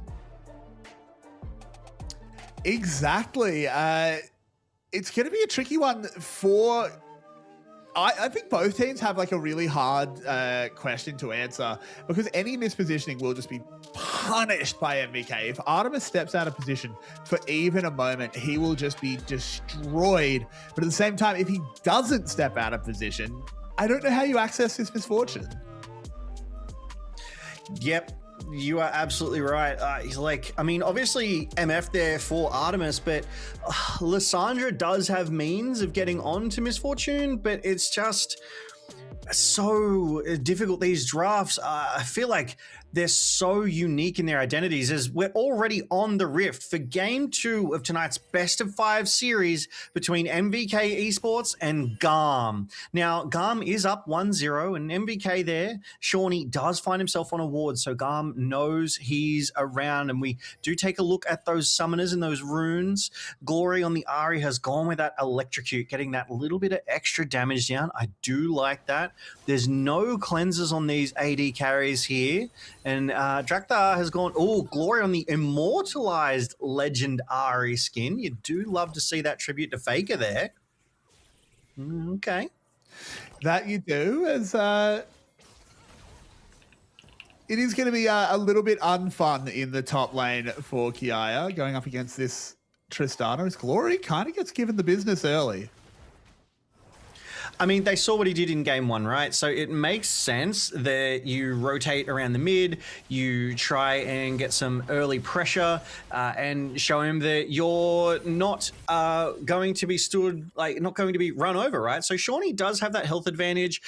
Glory is having to trade. And yeah, we see on the bot side, MVK, they're using their range very, very well. They have that long range advantage in this early game, and GAM are going to have to weather this storm. Taki is going to have to get some phenomenal hooks here, but it looks like they've spotted Guri out early. Oh, Glory! On the roam. Glory! He just falls, gets autoed down, and we have to get a replay. That's not what's meant to happen.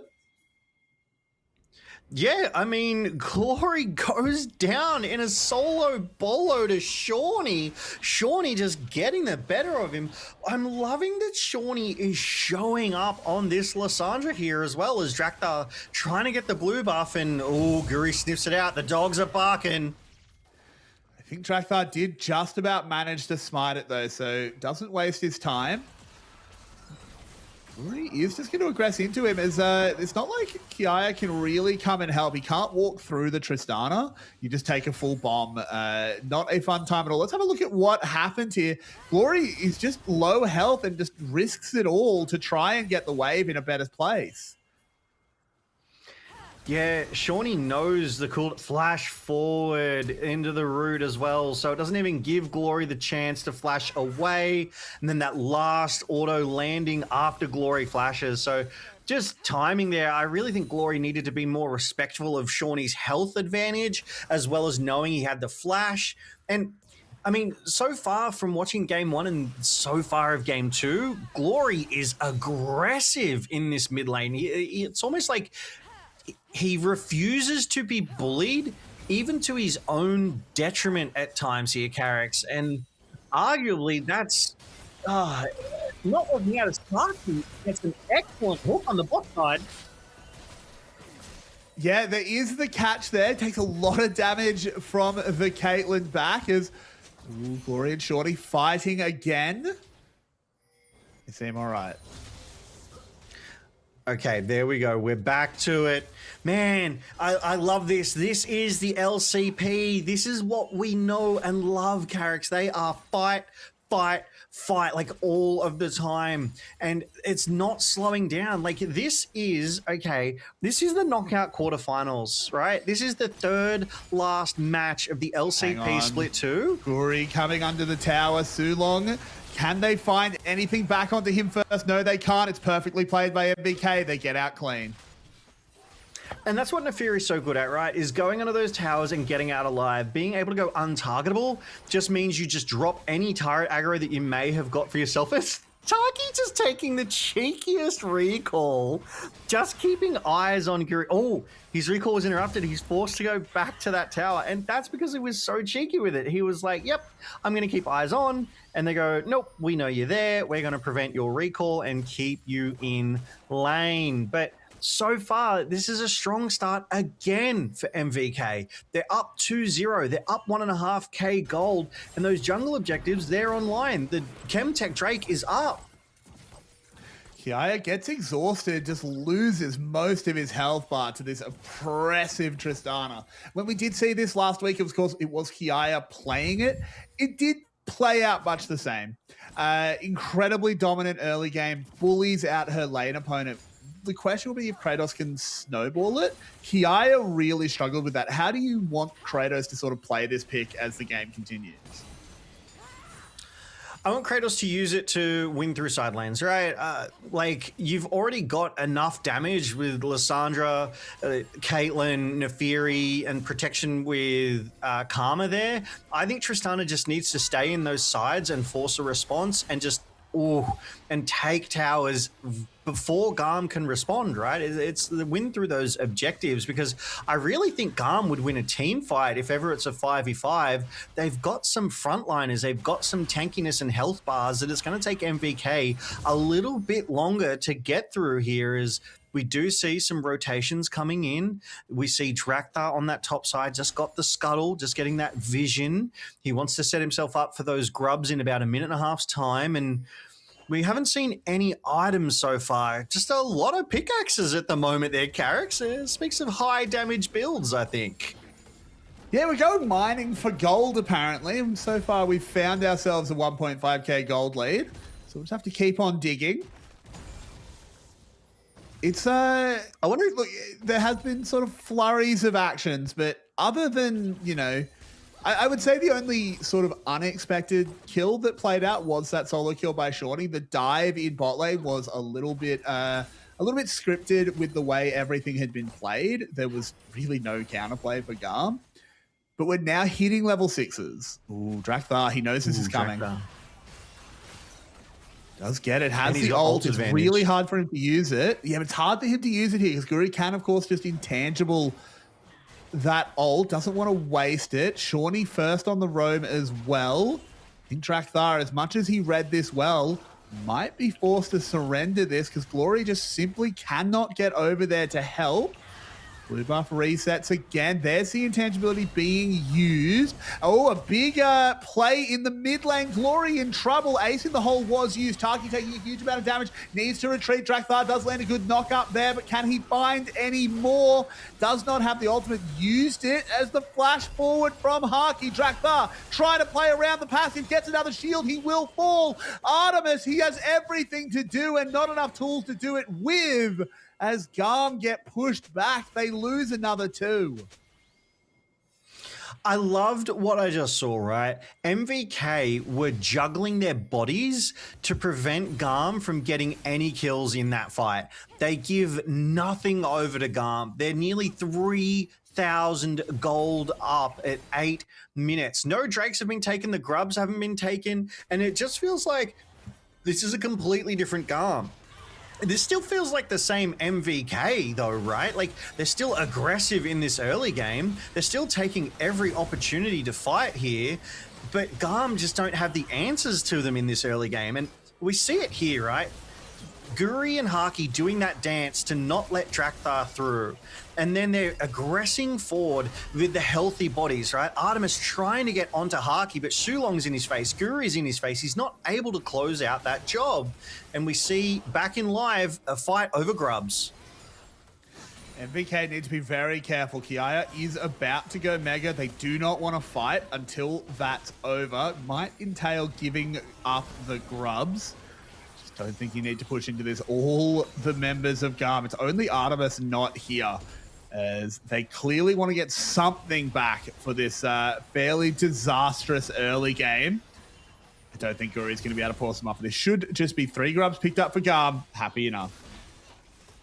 Yeah, you see they make the call, they've dispersed, they're like, nope, we're not going to contest these Grubs, give them over to GAM. So GAM, they get their Grubs, same as they did in game 1, but this has been much, much slower on these jungle objectives so far. No Drakes have been taken, so I have to imagine that Guri's going to make a move over there as he picks up that Brutalizer for himself, a little bit of extra damage, and because Artemis and because Haki were left in that bot side, they just got a little pushing done. They didn't really come and contest these objectives. They just stayed in their lanes. But a quick note on CS, right, is Haki's nearly 20 CS up over Artemis right now. Ooh, fight in the mid.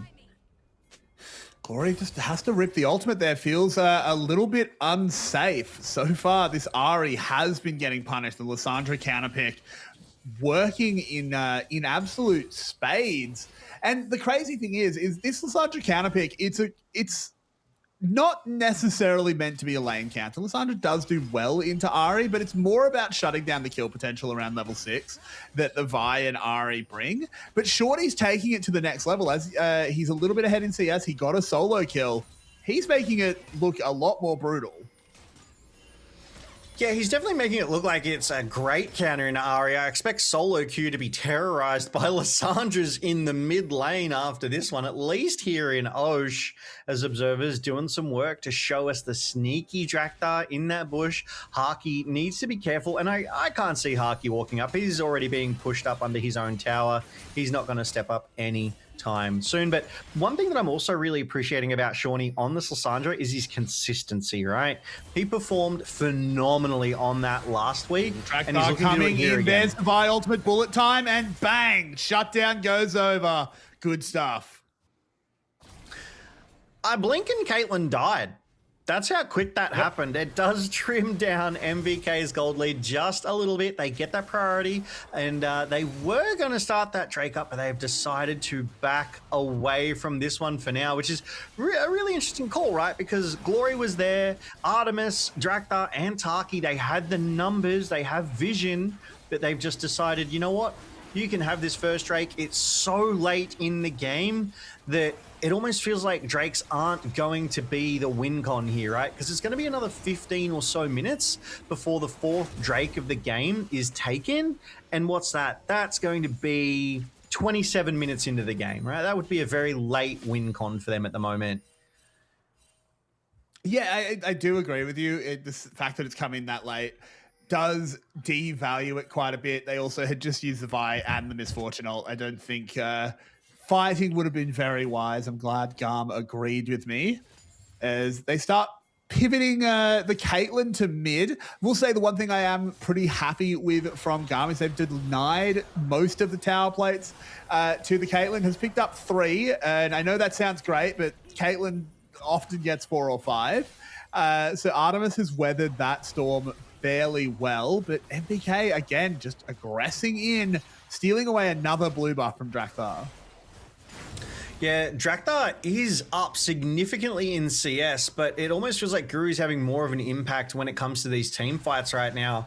And he does find himself up at a gold advantage now that he's got that, Cycler Sword completed as well. Drakthar does have that Sundered Sky too, though, so the junglers at least are at item parity, and Kratos on that Tristana has picked up that Kraken Slayer as well. It does such a good job of chipping away at tanks that I'm worried how this matchup will turn out for Kiaya. He's simply got the damage reduction boots, but he doesn't have his first major item completed. So it feels like he's starting to fall a bit further behind now here, Carrix.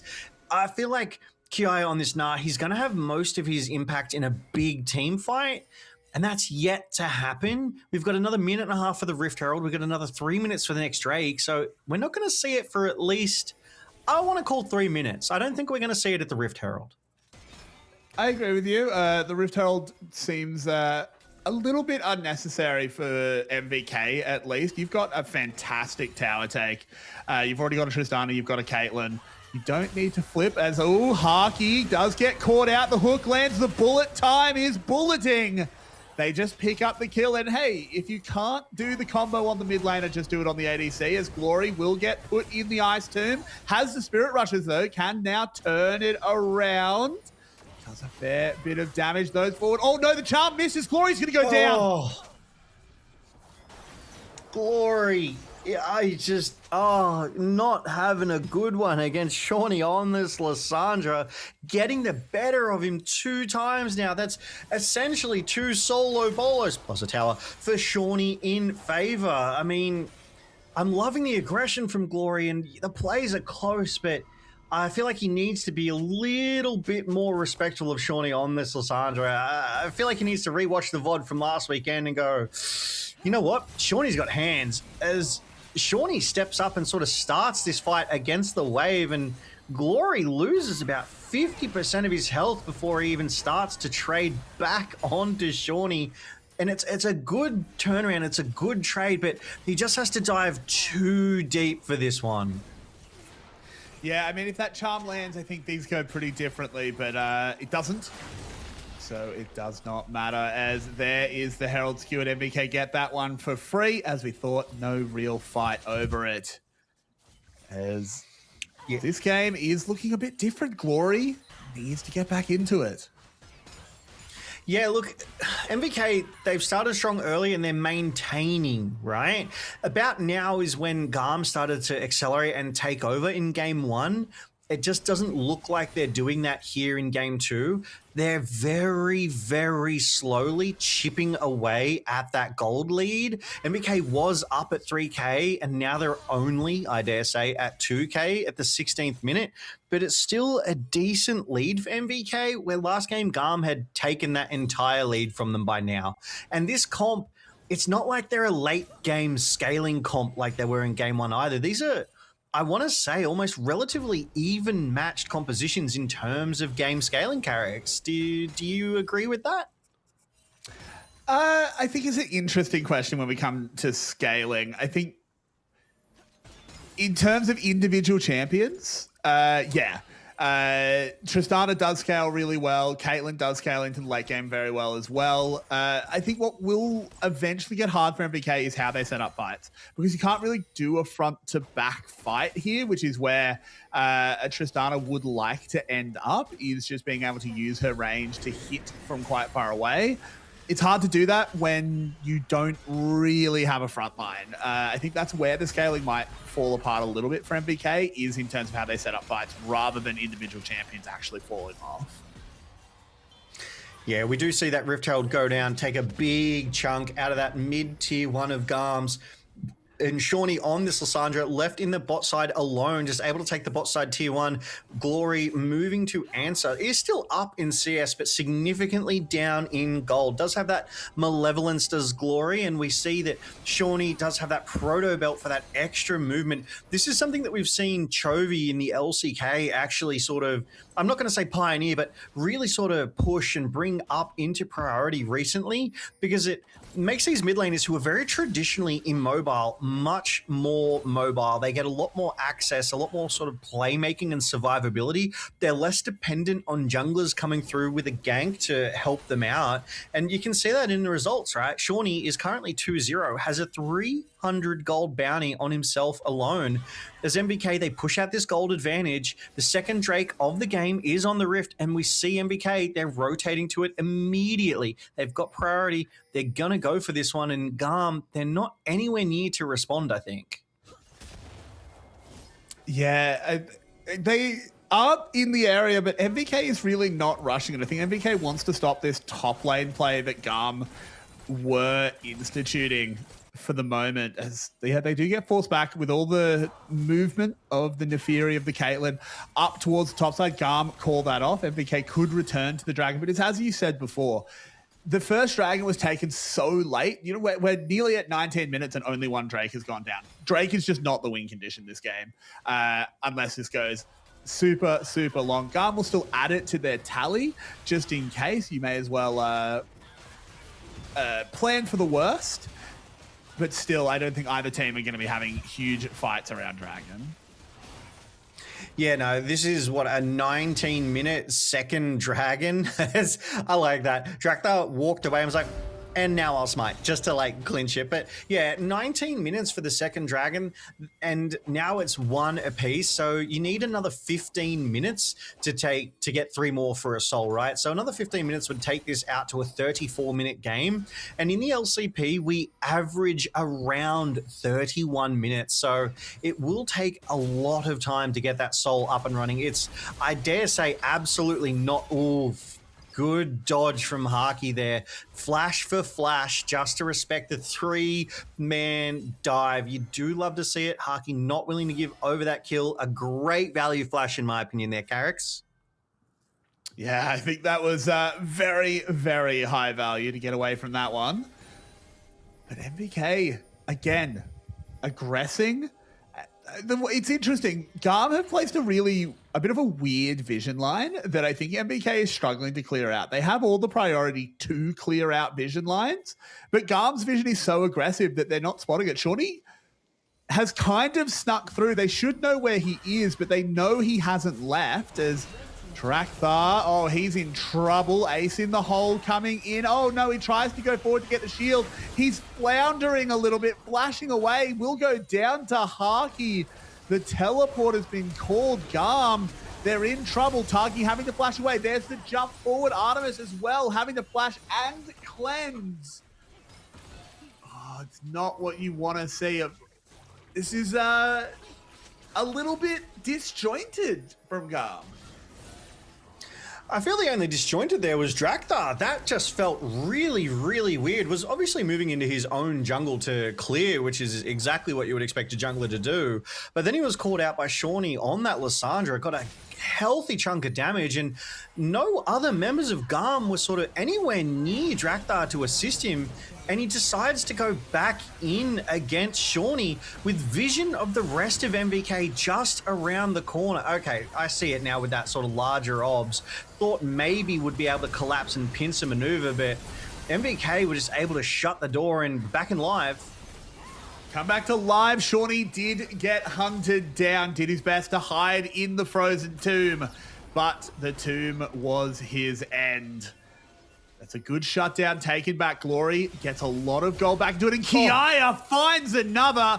Nah, Sulong straight into the wall, says, nah, mate, you can't escape. Guri now could be in trouble. There is a Vi ultimate. They get onto Haki, and it's got to be getting a little bit old. Locked up, bullet time, GAM come back.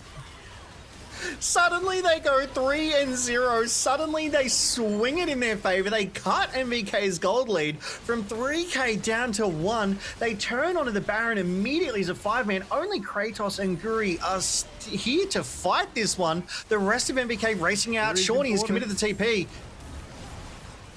Kiaya is about to go mega. They need to zone Guri away. They do it successfully. The jump in from the Lysandra gets punished. GAM, oh, you think they're down, but they're never out. They get the Baron. They're back in control.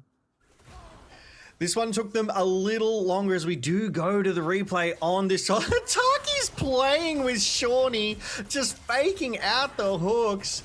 Does get that Nautilus passive off and times the hook spectacularly to drag Shawnee out from underneath that turret. Oh, Kiaya goes mega on no vision, gets the beautiful ult there onto the Karma. Drakthar finds Guri in the jungle, and it's all GAM, all game here, characters.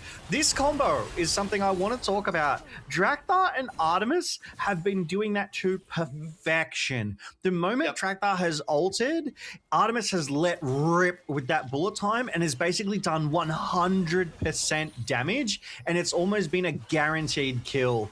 Ari Vi who? It's Vi and Misfortune now. Exactly. It's a new couple on the Rift. We love to see it. Now GAM, they took the top lane outer while that replay was going on. They've taken the mid as well, and they're bearing down on the inner. Don't think they'll get it on this wave. They will have to wait for the next one, but is GAM just completely righting the ship. Now 1.5k gold ahead. It's already a pretty big Baron power play.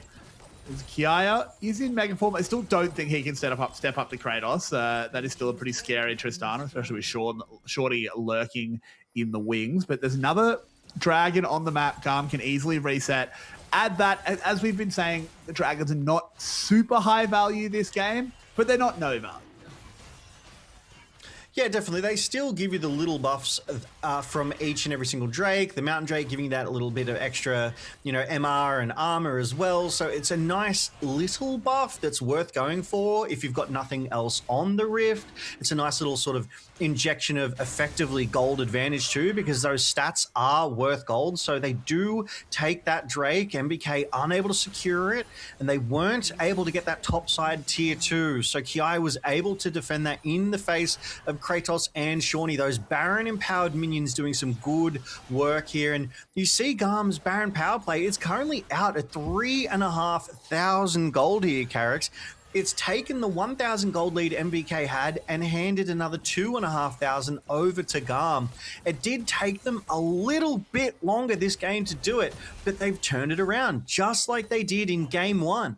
But you take a look at MVK's stats, right? They're not that bad. They're still ahead in the jungle and the top side in terms of CS.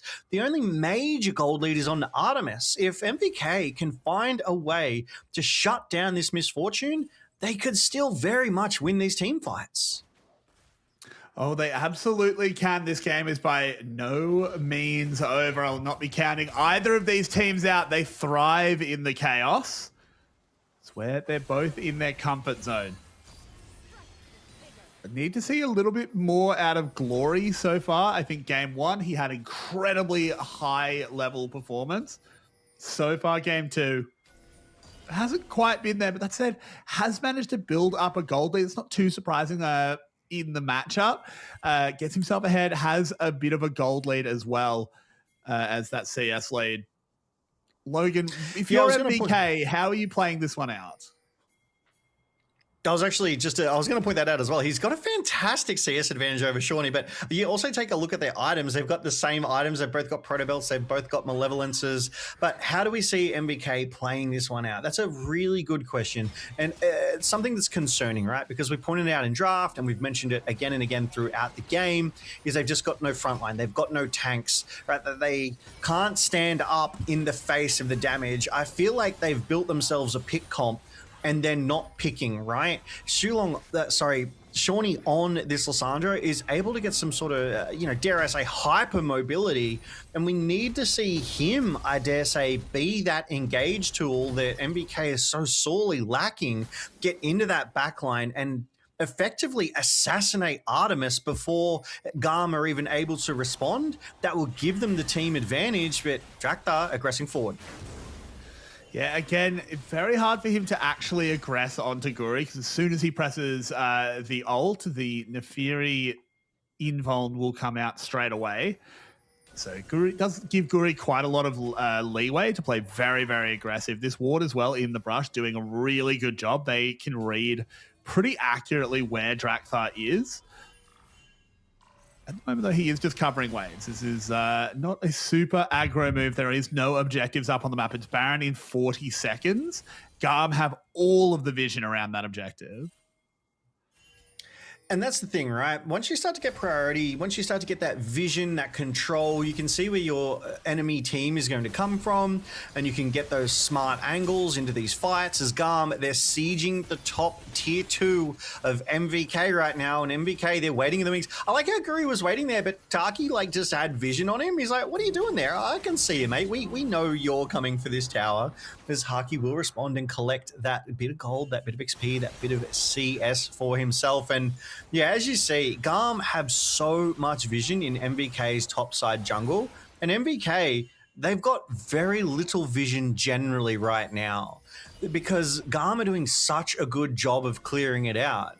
But if you do look at the vision score, support for support, Sulong's actually ahead of Taki. That means he's placing more wards, he's destroying more wards. So it's also GAM, the team. Glory has nearly a full 30 vision score more than Shawnee. So that could be what's helping make that difference wherever Glory goes, getting those extra wards down. He does have that Oracle lens as well. He's able to destroy more wards. So I don't know. There's small things. They build up and they matter a lot. As Big Koro comes through for the 3rd coach comms for MVK, that will be their last. We'll get no more for the rest of this game. Yeah, just trying to tell their boys how to play out the next few minutes. This is a pivotal time in the game. This is one of the hardest times in game to navigate, is around this 30-minute mark. Every team fight, it has such massive implications. Drakthar goes in immediately. They catch onto Haki. It's got to be getting old as he's caught in the same combo once more. There is nothing he can do about it. Shorty now very, very overextended. Can he find a way out of this? Can he buy enough time? Glory bearing down on him. It's a good stopwatch, keeping him safe for now. Shawnee on the run, but it's not going to be very far. He is just buying time. Has he bought enough? It's hard to say. I think it will get MVK a dragon, but a dragon for a Baron? GAM says yes. You take that every day of the week, especially when it's only MVK's 2nd of the game. Both teams still need to get 2 dragons to even get to Sol. That means we would need another 10 minutes in this game. If it went to 40 minutes, this would be one of the longest games in the LCP. But GAM secure themselves that 2nd Baron. They're at 6,500 gold up right now, Carrix. Surely they have to march down mid and take this game too, as Drakthar just came from so deep. Vault Breaker into Flash into Ultimate. There was nothing Haki could do. He died so fast that he died with his Flash up, and then Kiaya and Taki just acted as bouncers as the rest of the team went Shawnee hunting, and they got fed well here, Carrix. They were able to get every cooldown and more from Shawnee on this Lissandra. Exactly. This is GAM now fully accelerated. 6,000 gold ahead. They are clad in the purple. They are making it all work. Another tower falls, more gold in the pockets. Now they press towards the base, and this is where this team comp can get punished. They don't have a front line, but they might have a back line as a teleport has come in. He'll be undetected until he hits this ward. Can they get this pincer maneuver down? There's a good delay onto Shawnee. Shawnee taken out. It hasn't worked. It was last chance saloon, but it's GAM that win the day. Ace comes in. GAM will lock themselves into 2-0 up. They come back from a dirty, dirty early game. They clean themselves off, and they will be on series point. GAM are looking good. GAM 2-0 against MVK. They find themselves on match point after just 2 games. Yes, they've had some rough starts, but my goodness, the moment they hit that mid-game, they turn the game around, as we do get to see some fantastic LCP fan art. And this GAM, they are looking strong. They are looking in fine form. And this time around, it felt like what brought GAM back into it was really Drakthar and Artemis. Just that Vi MF combo, they were just able to pick a champ, kill a champ, and then turn those numbers advantages into the rest of the game. Kiaya, late into that game, was getting some fantastic Gnar angles as well, so credit to him there. Definitely wasn't the game one Kiaya, but it was still a solid Kiaya. But it just felt like MVK, again, they got the early lead. They held onto it a little bit longer this time, but they still weren't able to retain it here, Carrix, as you see them drop the lead at around that 22-minute mark. Yeah, and it is such a tale of 2 GAMs. Game 1, we were talking about Kiaya having potentially a best on ground performance. It was Glory on the Cassiopeia going crazy. Game 2, the top side falters a little bit. The Tristana makes Kiaya's life really hard. So Artemis just puts the gloves on and says, don't worry, we've got more than one arrow in our quiver, and he has a huge performance. Honestly, making Haki look a little bit silly. Yeah, unfortunately, Haki was the target of most of Drakthar and Artemis's aggressions there. He just was never really able to find an angle into this one. But I like the replay that we're seeing here, right, is that in Game 1, Glory definitely got the better of that mid lane matchup. But in Game 2, Shawnee was very nearly the playmaker, very nearly the difference maker for MVK. If Shawnee was able to get a little bit more protection, I think if MVK had gotten a tank in that top side, the team fights most likely would have gone a bit better for them, a little more in their favor, because we saw in the late game, right? A lot of the time, Kiaya on that Gnar wasn't even involved in a lot of these sort of early to mid-game fights for GAM, but when he did get involved, MVK had to respect the Gnar. They had to be spaced away. They had to back up until the Mega Gnar was gone, right? And it's just that frontline protection, that zoning, that power that MVK lacked in this game. And it's so interesting. We're watching these replays sort of ride out, and based on what we've seen so far, you really would think MVK won this game. They were so dominant in the early to early mid game. Their team comp worked, but I totally agree with you. This Tristana, in the end, it kept Kiaya pretty honest. It held him down a bit, but it didn't really end up doing anything. I think we saw that last week when it was Kiaya that played it as well. I think if you just had some engage, if you had a bruiser, maybe even like tanks a bit rough into the Gnar, but just some sort of bruiser, I think you would have done a lot better this game. But MVK, I mean, you predicted a 3-2. They can just win the next 3. We still believe? Need to do. They just need to reverse sweep. We need to reverse sweep, go to Silver Scrapes, and MVK go 3-0 from here, right? Just pretend the first 2 games never happened and reset the mentals and go again, right? They can do it. And that's the thing, right? Like MVK, they're showing that they've got the tools to at least win the early game, which unfortunately is not enough to win the whole game. But if they're able to convert these early leads, hold on to these early leads, and close it out fast through that mid game, maybe aim for that sort of 25, 27-minute win condition, I think they could do it. But this is GAM, right? Like, they're one of the best teams in the VCS. They're not going to, like, let you do that for nothing. You're going to have to work for it. Exactly. Well, the question just becomes, Logan, can MVK fight back, or is GAM going to show that they're the Vietnamese team to continue on in these playoffs? Yeah, I mean, right now, MVK, they have a lot to do. They've got a long, tall mountain to climb, and I mean, if you would ask any fan of GAM's what time is it, you would get it's GAM time, and we will find out if they are closing it out in this game 3 right after this break, Carrix, because here in the LCP, We're made for this.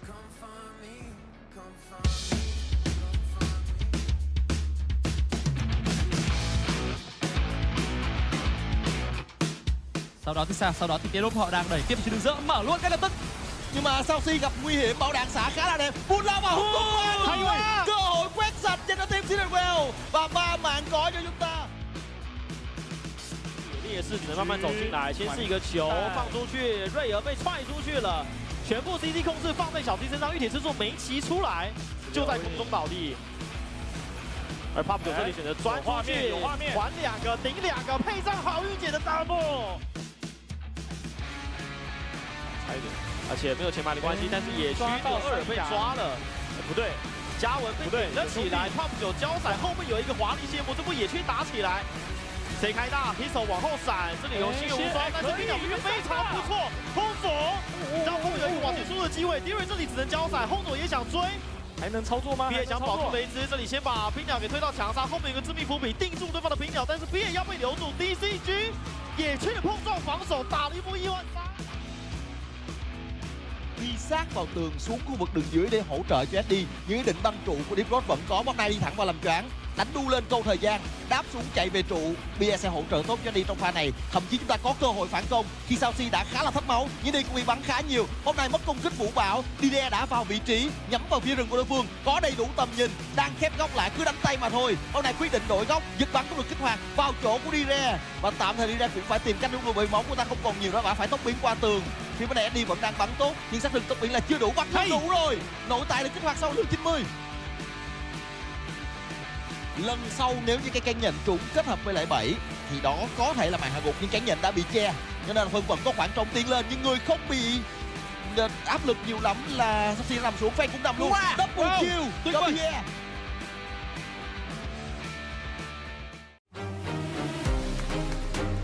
Ở đầu mùa giải thì mọi người đánh giá khá thấp về MVK, nhưng mà sau màn trình diễn vừa rồi thì em nghĩ mọi người cũng nghĩ cái khác rồi. Vô playoff thì chắc chắn gặp team nào thì trùng team đó thôi.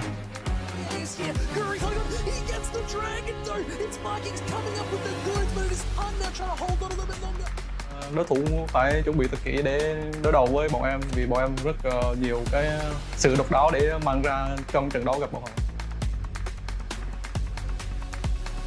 Thì cũng muốn cảm ơn mọi người đã ủng hộ GAM xuất hiện qua. Thì ở hiện qua thì mọi người cũng đã biết là GAM cũng đã trải qua một cái mùa giải nó không khá là thành công và có một cái kết quả rất là tồi tệ, thì biết là điều đó sẽ gây thất vọng cho mọi người. Thì bọn mình cũng cố gắng cải thiện và cố gắng làm sao để có thể mang đến trình diễn cho mọi người một cái trận đấu nó mạnh mẽ nhất và có được cái chức vô địch để khiến cho mọi người có thể tự hào thêm lần nữa. Thì đó là cái mà mình muốn nói tới mọi người. But take it very low. They need to be careful. Draktar on the seek assist. He's going to go forward. It's straight onto Fang. Where did Kiaya come from? Không có chỗ cho phạm sai lầm.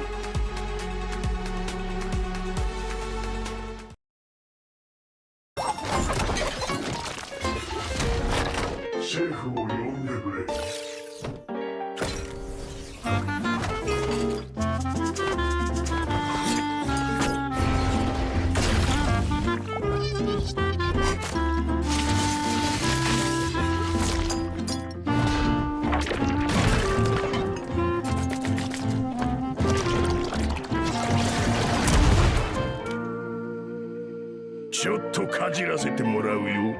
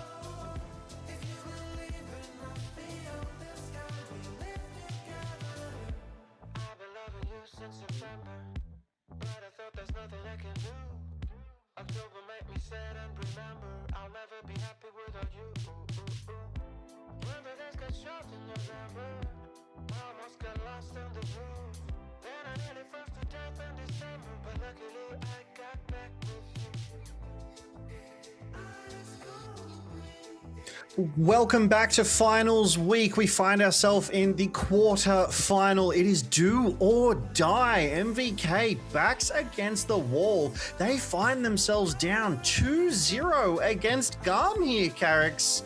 They need to put up a strong fight in this game 3 or they are done. They are dusted. They will be knocked out of the knockout stages. Yeah, they need to bring out any strategy they've got ready. If they've got something in the tank, they need to bring it out now. MVK, what have you got cooking to stop the juggernaut of GAM? Yeah, we did see MVK go for that first pick there. Unfortunately, the graphic went a little too quick. There we go. MVK first pick, GAM with the red side. And we were talking about this before game 1 as well, right? Red side is heavily favored for both of these teams. GAM and MVK have done pretty much most, if not all, of their winning on that red side. So it is good to see GAM get that one here. It does mean that MVK will be up against it because they get a little less priority onto those Drakes, but they do get more priority onto the sort of upper side of the Rift there, getting those Rift Heralds, those Grubs, the Baron access. But it feels like for a jungle objective heavy team or favored team like MVK, that red works more in their favor. So GAM will be more readily able to counter what MVK want to do here. But going first pick tells me they've got a plan. Maybe now is the time to do some of that cooking that they are so famous for here, Carrix. If you're gonna cook, now is the time. The kitchen is hot. The chef hats should be on. Well, it looks like we're pretty locked in. Yeah, I love seeing these like glimpses of the players, right? Like some of them do like their hand warming exercises, their routines. Some of them do like meditation, like chill, calm techniques. I feel like it like lowers their heart rate. They're not as stressed. They're not like racing on adrenaline and you know, make those in the moment decisions that could go awry. They're more clear-headed. They're more focused and, as you said, locked in on the game in front of them, right? If MVK are able to reset the mentals and just treat this like any other best of 3 and that they need to win, well, no, they can't because they need to win 3 in a row. But you know what I mean? They need to go, no, the last 2 games didn't happen. Let's just win the next 3 and we win. But Nocturne, one of those all-important tools to winning, banned straight away by GAM, which is absolutely expected.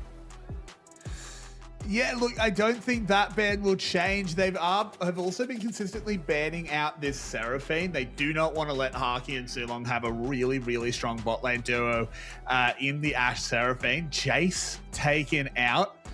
I'm not gonna lie, I think banning the Jace away from Kiaya sometimes might be helping him, but when he's on, he is on. What's going to be the last ban here? I wouldn't be surprised to see maybe a mid laner removed. There are still a lot of mid laners on the table. The jungle pool is getting very pinched. As it's not like Xin Zhao is still available. I think we might first pick that. The curious thing too is that we have seen Jace come back in sort of the jungle as well. Like we have been getting some jungle Jace. So because Jace is kind of like I want to say like almost a flex pick here, that could target top, but it could also target the jungle. We have seen in a panic going the mid, but it's a flexible ban, but I definitely don't think it's like a high priority ban, as we do see, I think as you called, that Annie picked up for Shawnee in the mid lane, able to deliver absolutely explosive, absolutely punishing amounts of damage, and she has been picked up 3 times here, but unfortunately her win rate is not 100%, it's 67%, right? So decent, you'd be okay with that. And there's the Ezreal.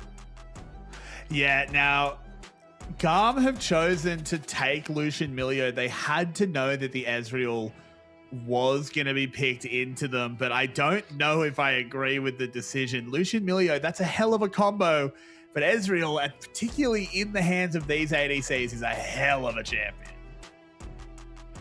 Yeah, like there's some players you don't give certain champs, and I would agree with, I think, a lot of community sentiment that you do not give Haki Ezreal, because he has torn apart teams on this Ezreal before, and especially with Shulong, right? Like Shulong's able to land those aqua prisons and get those beautiful stuns, and because it's kind of like a mini AoE stun, it can actually land onto more than just one, right? Like it can change a team fight, it can prevent a chase coming through from GAM, so they do need to be really, really careful of it. Her ultimate, a fantastic disengage tool here, but Glory on Akali. For me, this is a real treat. This will be the first time I've seen Glory on Akali, and based on how he's been performing, great in game 1, good in game 2, I actually kind of have extremely high hopes for him here in this game 3. Carrix, is that, would you say, misplaced of me for having those high hopes? No, I don't think that is misplaced at all. I think you're right on the money. The matchup can be a little bit difficult. Don't get me wrong, if you're just throwing AniQs at a melee Akali, it's not super fun, but once he gets out of that, once he gets into team fights, Glory, we saw what he can do on Cassiopeia. Let's see how he can carve through fights on the Ninja. Ban's finishing up. It is Wukong Aatrox taking away junglers. And Xin Zhao picked up. That makes so much sense. There. Yeah, very nice. And that was the one that you were calling out a little earlier as well that hadn't been picked up yet. And it has now been picked up. Then we see Cassante on that top side for MVK at the moment is hovering. And Rumble hasn't been picked or banned away, so that could be the response here. It certainly could be. I like not going the Rumble for MVK. I think Cassante actually plays a really good role for you here. Skarner as well. I mean, they didn't have a front line last game, and they are remedying that fact. I've really been loving... Oh, maybe. Please. I've really been loving the Skarner pick, though. Yes! Oh, locked in. Come on. All right, I'm an MVK fan forever. All right, Guri picked up the Kindred. Let's go. All right, why don't you tell us a little bit about Kindred there, Carrick? You seem very, very excited. I mean, I love the ultimate from Kindred. It definitely lends to survivability for MVK. So Kindred does a lot of things in this composition. The ultimate is really fantastic. If they can just drop the circle when the Akali goes in, they can stall out the perfect execution. Lucian is this big bursty champion as well. Wants to move forward on the cozy campfire. Timings, a really well-placed Lamb's Respite can stop a lot of that. Now, Kindred's my favorite champion. I'm unbelievably hyped. I'm going to big this pick up, but I want to preface it with Xin Zhao's a little bit of an ugly matchup. He can stick to you real good. He can kind of beat you up in team fights and use that Crescent Guard to knock people out of the ultimate, which is not what you want. But I have some faith. I think this is a really bold pick. Kindred is not meta right now, but bringing them out when your back is against the wall, that's going to be the respite for MVK. And that's the thing, right? We were calling it before we went to the draft, is that now is the time to get wild, get crazy with your drafts, and that's exactly what they've done. Obviously, they've kept most of the draft pretty consistent. 80% of it is as expected, but that Kindred, that is the first pick for Kindred, at least here in the knockout stages as well, Carrick. So It's MVK, I haven't seen this pick in so long. Split.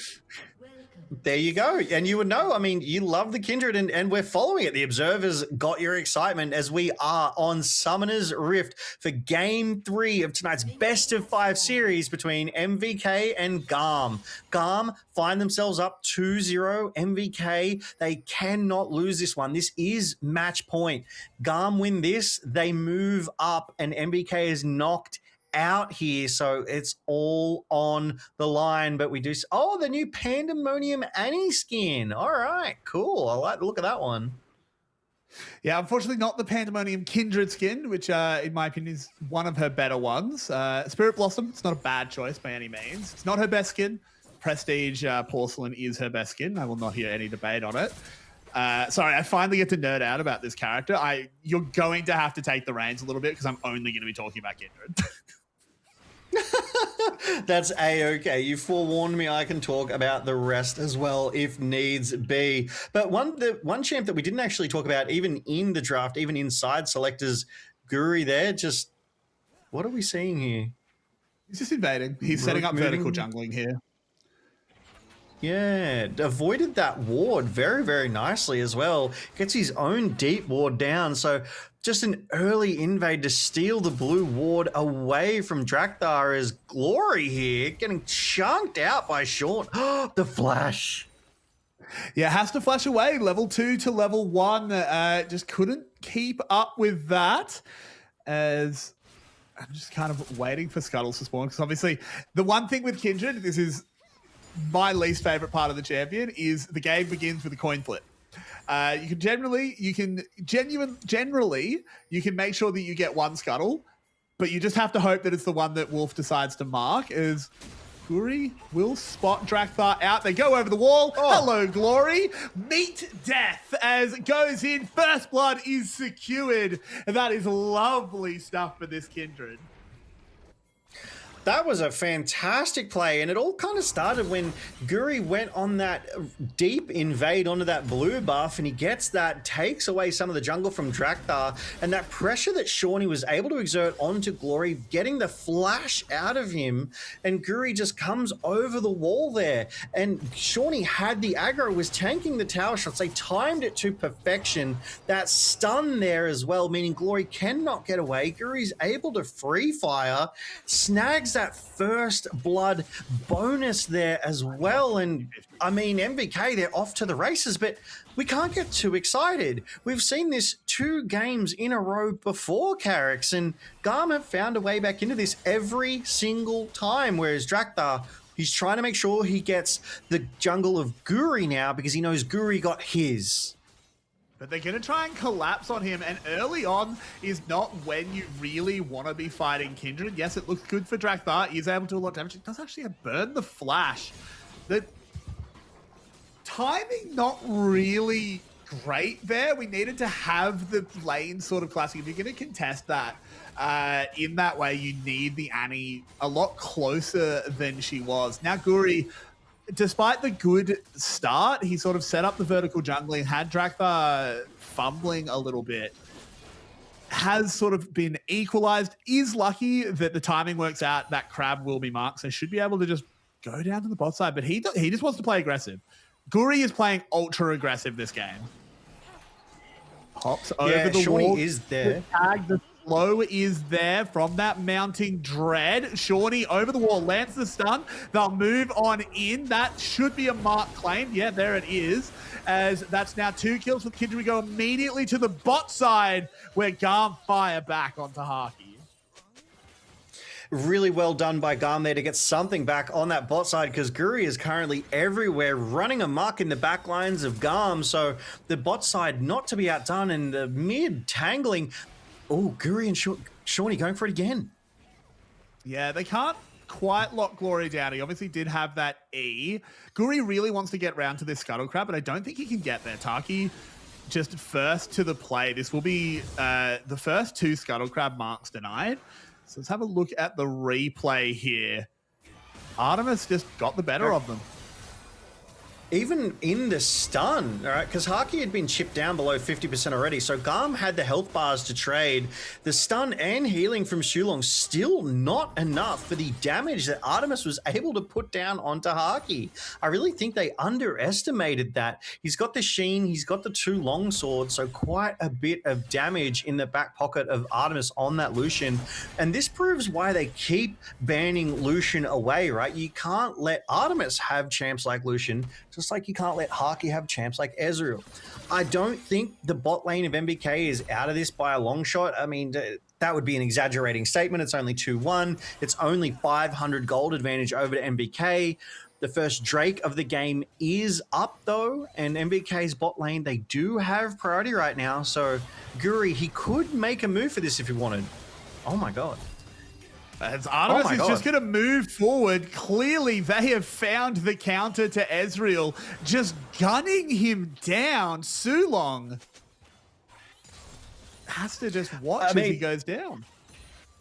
Yeah, that almost felt like an Artemis 1v2 there. Yeah, I know Taki was in the backline helping him out, but he just did all of the damage. He flashed forward aggressively into the face of Haki on this Ezreal, supplanting him, just asserting his dominance. As we go to see it again, Artemis just steps up, he slides forward, does about 30 to 40%, and then there it is, the flash for flash, like, just beautifully played there from Artemis, getting those autos off just before Haki gets out of range. This is really good for the bot lane because it's going to keep Haki down a lot longer and it's going to let Artemis accelerate even faster, right? So that bot lane being able to be so powerful, so strong, so early, they're going to be able to take those advantages and apply it to the rest of the map. Shawnee, though, has something to say about it. He's 15-ish CS up over Glory. He's using that early game ranged advantage to bully Glory, and Guru's just walking in his face. Yeah, just moves in, tries to steal away the chickens, doesn't quite get it. Now, one thing to keep in mind, if you haven't watched Kindred for a little bit, Wolf is going to mark camps based on how many stacks the pair of them have. At the moment, it is, unless I've missed a stack being claimed, which I haven't, it is still just the one. He's going to be marking Scuttle Crabs. You can see, perfect timing. They take that Scuttle Crab down right as...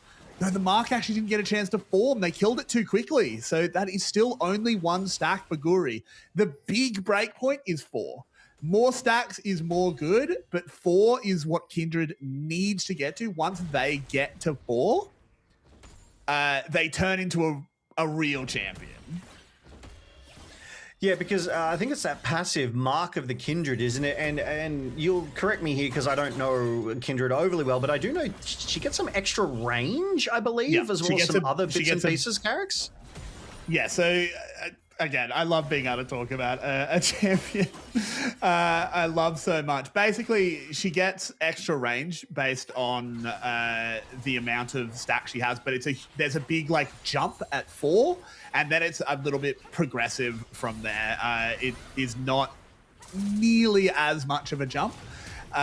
So again, sometimes you see these games where Kindreds may only end at 6 or 7 stacks, and they still win because they got 4 really fast. If you can get 4 really fast, you become really, really strong. You are able to take these fights, particularly into something like Xin Zhao. You just need the range. You can't be playing sort of shotgun Kindred against Xin Zhao. You don't win that. If you can be further away, you can use that Dance of Arrows really well, dodging side to side instead of having to always use it to go backwards, because the problem with always using your Q to go backwards is you leave the Wolf's Frenzy area, and once you leave that area, you just don't do damage. Yeah, right. Well, that's why you need your Kindred marks for everyone watching at home. And you can see for your viewing pleasure at the bottom left of the Kindred profile picture, there is actually a number, which I believe is the stacks, currently 1, correct, according to their Carrix. And I just want to call back to a little cutaway that we saw there. Shawnee is absolutely running Glory in this mid lane. Like, Shawnee aggressed forward. You did the full Annie combo, no flash, and Glory had to retreat, burn his flash. So now that's on cooldown for another 4 or so minutes. And it feels like Glory's really, really struggling into this Annie matchup right now, Carrix.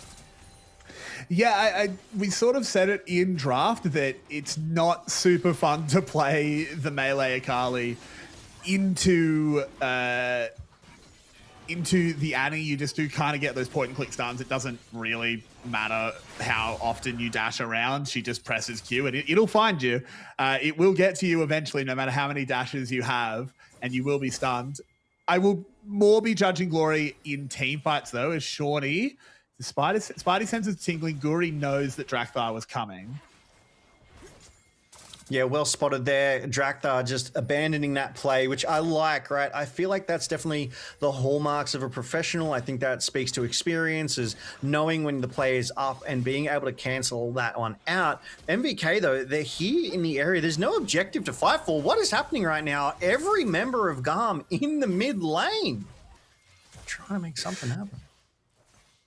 And I will say, I like what GAM is doing here. Every time these marks are spawning, you see GAM responding to it. It was the topside crap. Ooh, Glory in some trouble. Bubbled, waved. Guri is here. Can they find that last bit of damage? They can. Guri will pick up the kill and had him marked as well. This was a called shot. They knew where they were going.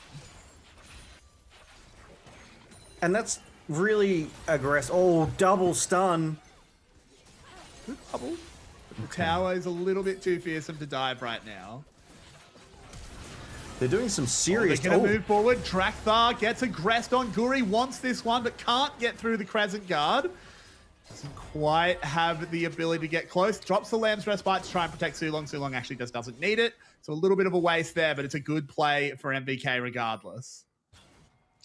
I like that they're playing for Guri, right? Like, they are setting Guri up for success. They're making sure that this Kindred gets as many marks as possible, as quickly as possible. I have to imagine that's why they went under that tower again, trying to give Guri that extra kill, but it just wasn't enough this time around. As we do take a look at the rest of the riff here, Guri is deep in GAM jungle right now. He's in that top side jungle that looks like Kratos and Guri are setting up for a gank or turret dive onto Kiaya. Kiaya trying to take a recall though. Guri's definitely going to interrupt this one.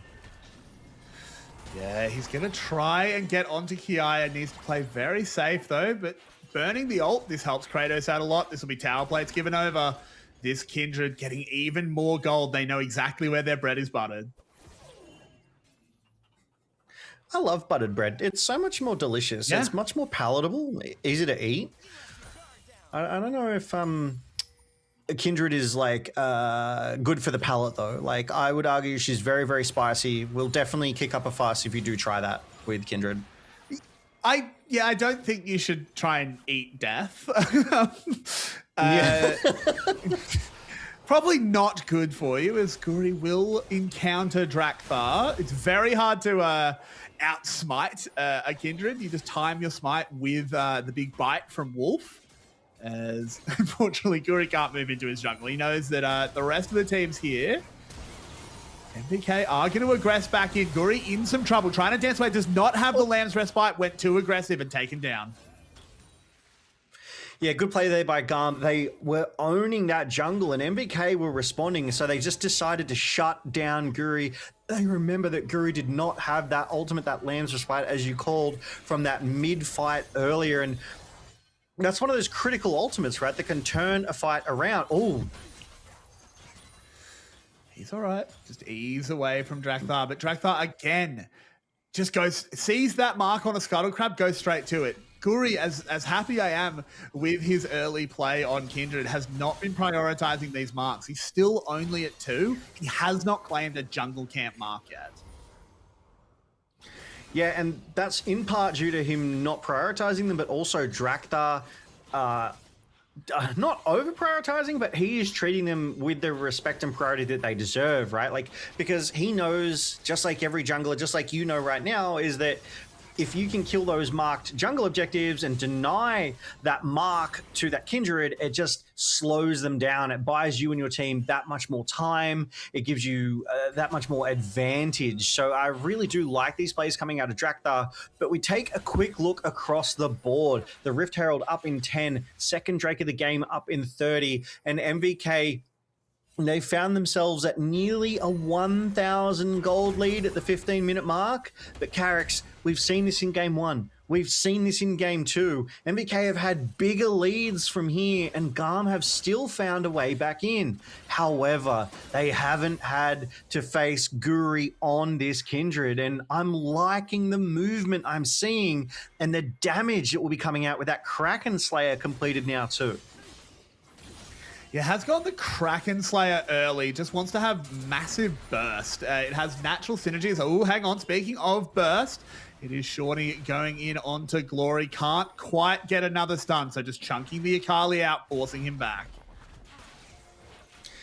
Yeah, Glory's probably going to be okay with that one. Didn't have to burn his flash, didn't have to burn his ultimate, was just able to walk that one out. It does get MVK priority though, so Guri started up the Rift Herald but sees Drakthar coming. So GAM now the ones with prio on this Rift Herald. They're clearing out the vision, they're bringing the members down. It looks like we're going to get a bit of a fight here.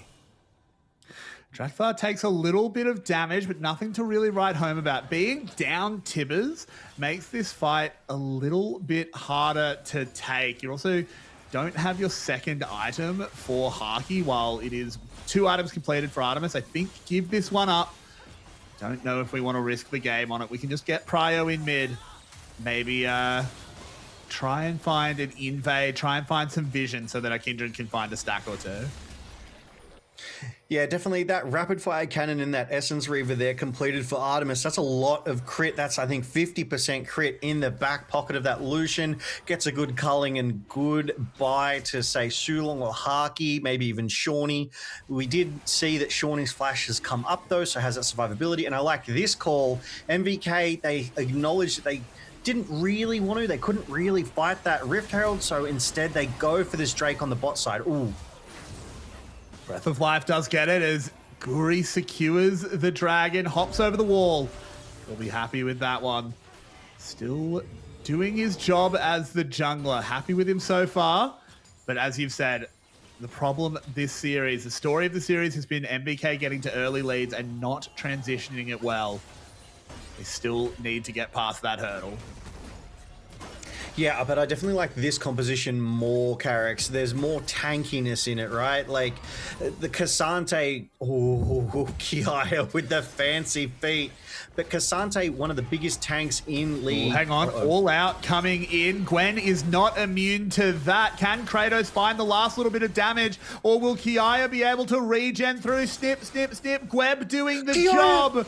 Takes him down. Guri arrives, wants to trade back, but no! Drakthar denies it, and it's a disaster for MVK.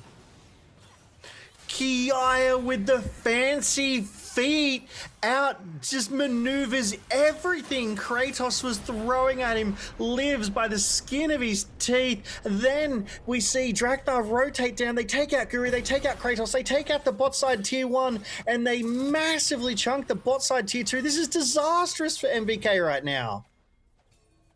Yeah, it has all gone a little bit wrong. Glory having to dance away from Shawnee as well. Haki is still looking strong, is still farming up. I mean, looking strong compared to where an ADC is meant to be at the moment. Maybe not compared to Artemis, who is having a hell of a game, but it's now GAM with a 2k gold lead, and I don't know how well this MVK comp plays from behind. I love that we're getting a replay of this, right? Like, he starts out so well. Kratos is trading so well, so effectively into Kiaya, and it just doesn't look like Kiaya is able to match Kratos here, right? Like, he's just not getting as much damage back, and Kratos starts well, the all out. He's got like 60, 70% health, but Kiaya is landing every single skill shot. He's got the sustain. He dashes away at the right time to avoid those autos. And then Guri tries to come in too, but Drakthar is there to answer, gets the knock up, able to prevent any damage that Guri's trying to put down on the Kiaya. Then they get the bot side tier 1 and they get the bot side tier 2. The bot side of MVK in shambles right now. It really is, and what I'm more and more concerned about is the fact that we're still only at 2 stacks on a Kindred. It's okay at 10 minutes. It's not okay at 20 minutes. It's going to struggle to navigate team fights. Gromp just got marked as well, so it's going to deny another mark. MVK, I love the Kindred pick. I'm never going to criticize picking it up, but needed to play around it more, needed to actually secure these marks. It has to be prioritized. It's one of those things where sometimes people say, well, you can put the resources elsewhere. No, you can't. Well, you don't have a champion on the team.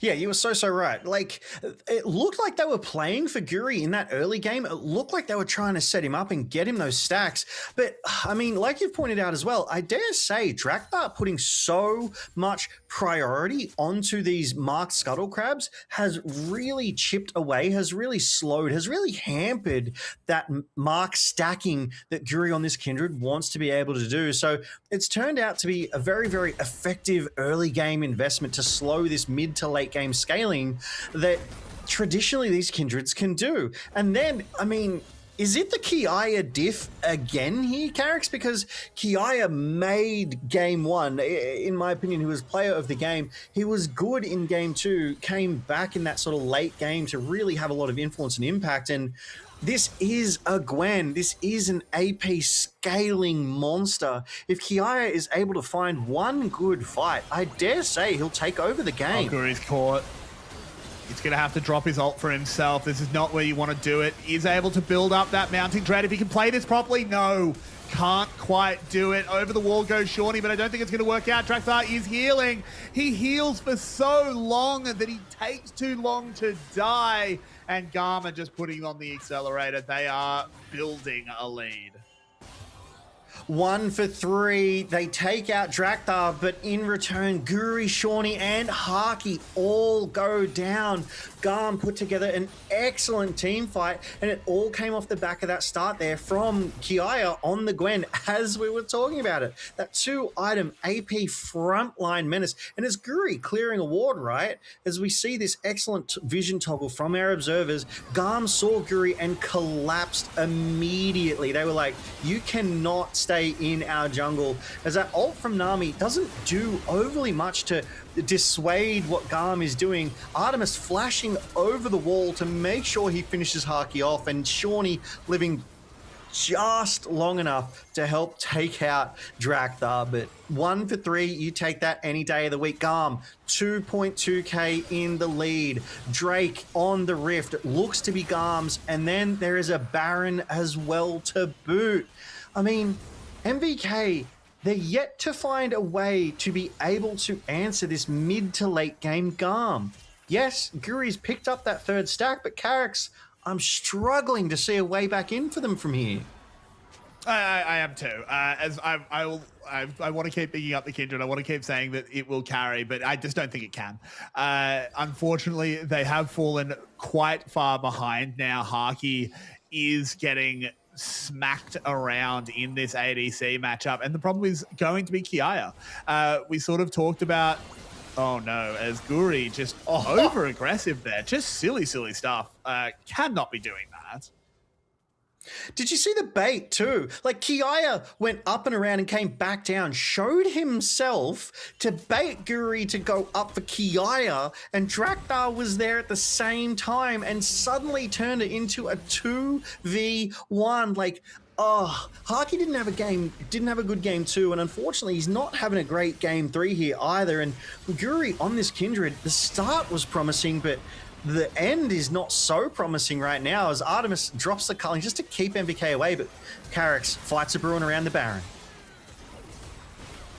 Yeah, the fight is brewing as Kratos is just desperately frontlining, but you cannot frontline against the Gwen. She will cut down even the most fearsome of tanks. Glory finds a way into the side as well. Shawnee gets chunked out, drops a Tibbers, but it's very, very ineffective. Guri finally arriving, but GAM has already asserted their position. I don't think they're going to keep playing this one. They will back off, but they've forced all of MVK to respond. Yeah, they definitely forced MVK in, and now MVK have... Yeah, they've started up the Baron. GAM know about this, though. They still have vision in the area. They're not going to let MVK get away with this one for free. They don't have many ultimates left either. No, they're not. But they do have an Artemis, and if anything's an ultimate, it's just his existence, as Glory is very far forward here, but is also a Kali, so just uses that perfect execution, he'll be fine. Everyone backs off the Baron. Yeah, I mean, and this is the power of that proto belt, right? It gives you that little extra burst of distance. So combined with that ultimate and the proto belt, just no point chasing that Akali. But what a sort of sequence of plays there around the Baron, right? GAM started it up. MVK went into them. A lot of ultimates burnt. GAM backed off, and then MVK moved in, and then GAM moved in on MVK. And it was... Ooh, it is a catch here. Kiaya coming in onto Kratos. We can see the damage this Gwen does. Kratos is able to just dance away just about well enough to survive. Yeah, it does well to survive there because it really does look like Kiaya on that Gwen has the run. Uh-oh. Okay, all right. Oh my gosh. My heart, every time these players come together, I'm like, oh, this is going to be a big fight. And then they suddenly just, you know, break away from one another. But GAM, they're still up. Walk to the crop. Ah! Get your fourth stack! I'm going insane! Well, I mean, there was glory on the Akali camping that Grom, making sure Guri couldn't get it, and Drakthar runs straight over to it, denying that fourth stack away from that Kindred as Big Koro comes in with the second coach comm of the game for MVK here as we see Haki ulting to just clear these waves, help build that pressure for MVK, relieve it on their end as well here. That Baron is on the Rift. Fourth Drake of the game, a minute away. A lot of second items have been completed. 3 if your name is Artemis. Drakthar has started up the Baron. He's hitting it by himself at the moment. Guri will spot this, but spotting it is only the first part of the battle. Drakthar actually has been chunked pretty low. I think he will think better of this one. Guri should be able to clear out a little bit of the vision, but not all of it. We continue the dance, Logan. MVK still has to figure out how they get back into this.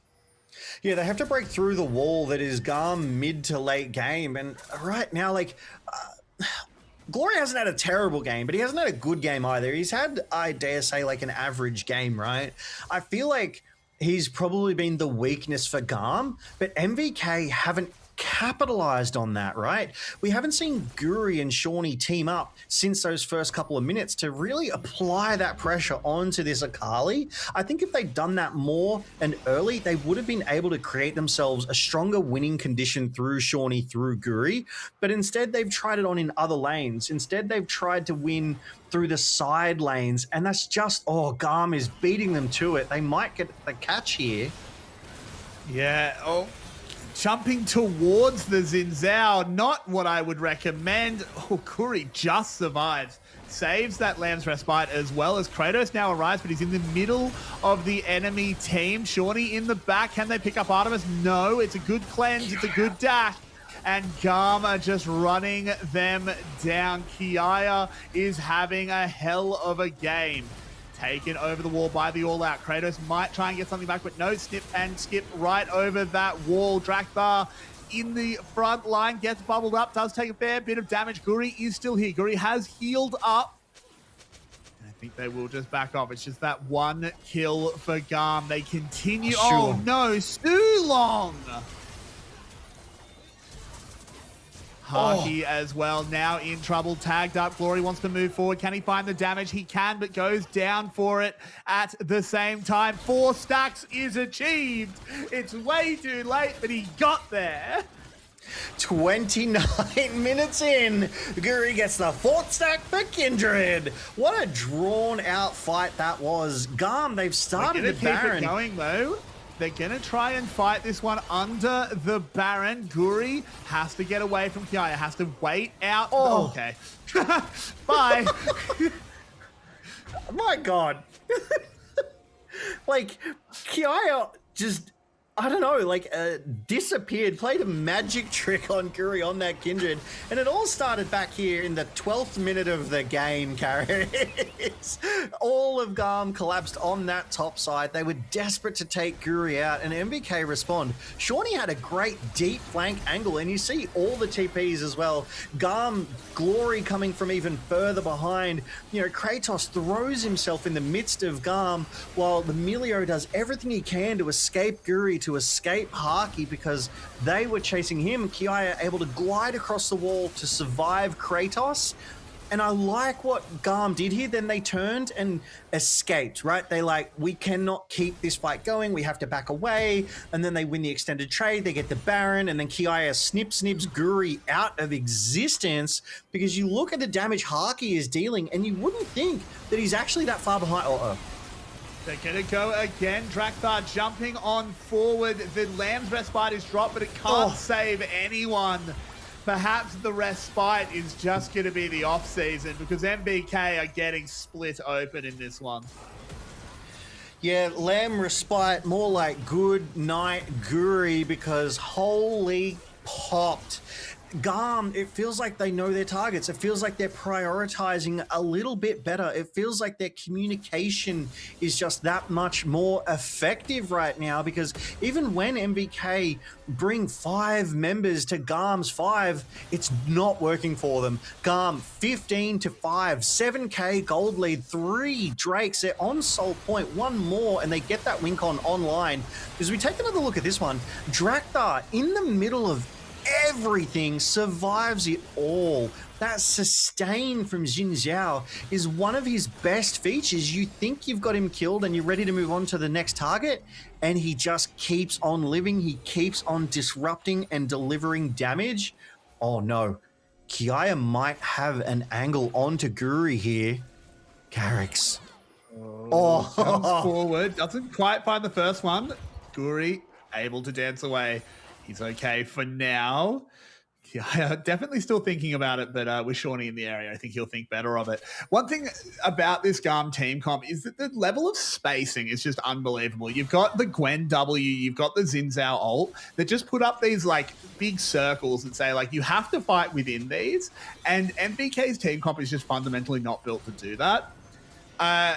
In the draft phase and throughout the game, I've obviously been very distracted talking about Kindred. This will continue. But I think this is why I was so surprised to see that Xin Zhao got so deep into the draft in this game 3. Because I think he is just a champion that exemplifies everything that these LCP teams want to do. Yeah, as I do love what happened here, right? The 3 members of GAM went for that topside tier 1, and Drakthar straight up ignored the turret and went for Kratos. Yeah, it hasn't done any damage, but oh my. Goodbye. That is a dead Sulong, as he's been caught and cooked. Kratos desperately trying to just clear out the waves, does do that for now, but another wave will rejoin soon enough. The Baron buff has expired, so maybe a stay of execution here from MVK. Artemis.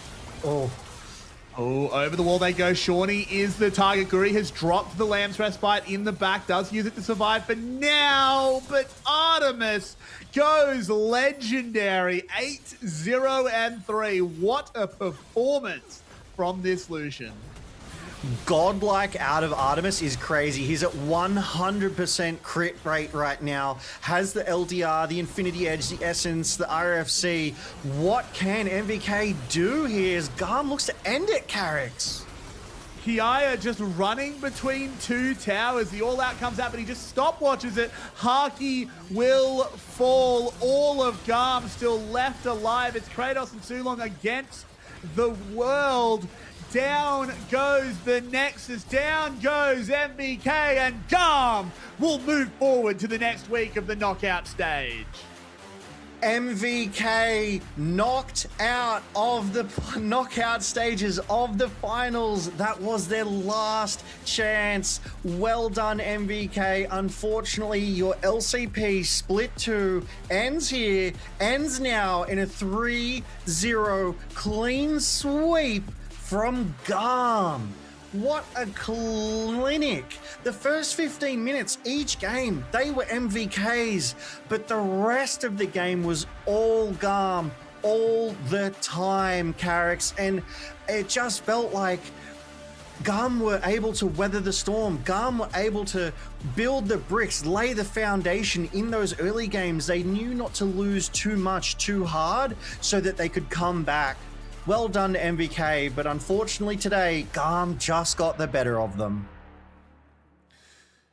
Yeah, MVK take a bow. It was a fantastic split out of them regardless. Yes, they fall here, but I'm so proud of them. This was a rookie roster that made the run all the way this deep in. They do fall in this quarterfinal.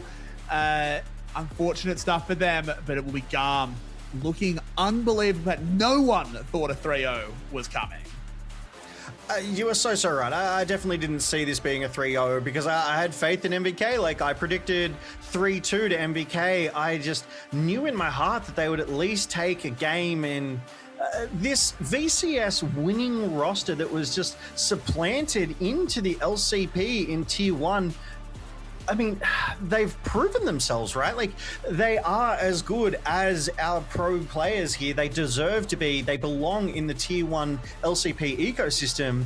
It's just unfortunate that GAM today were just in great form. And you look at that, right? It's 25 kills in 35 minutes. It's a bit of a slower game here for us. But Harky and Shawnee, they did so much damage. But GAM just had all the answers.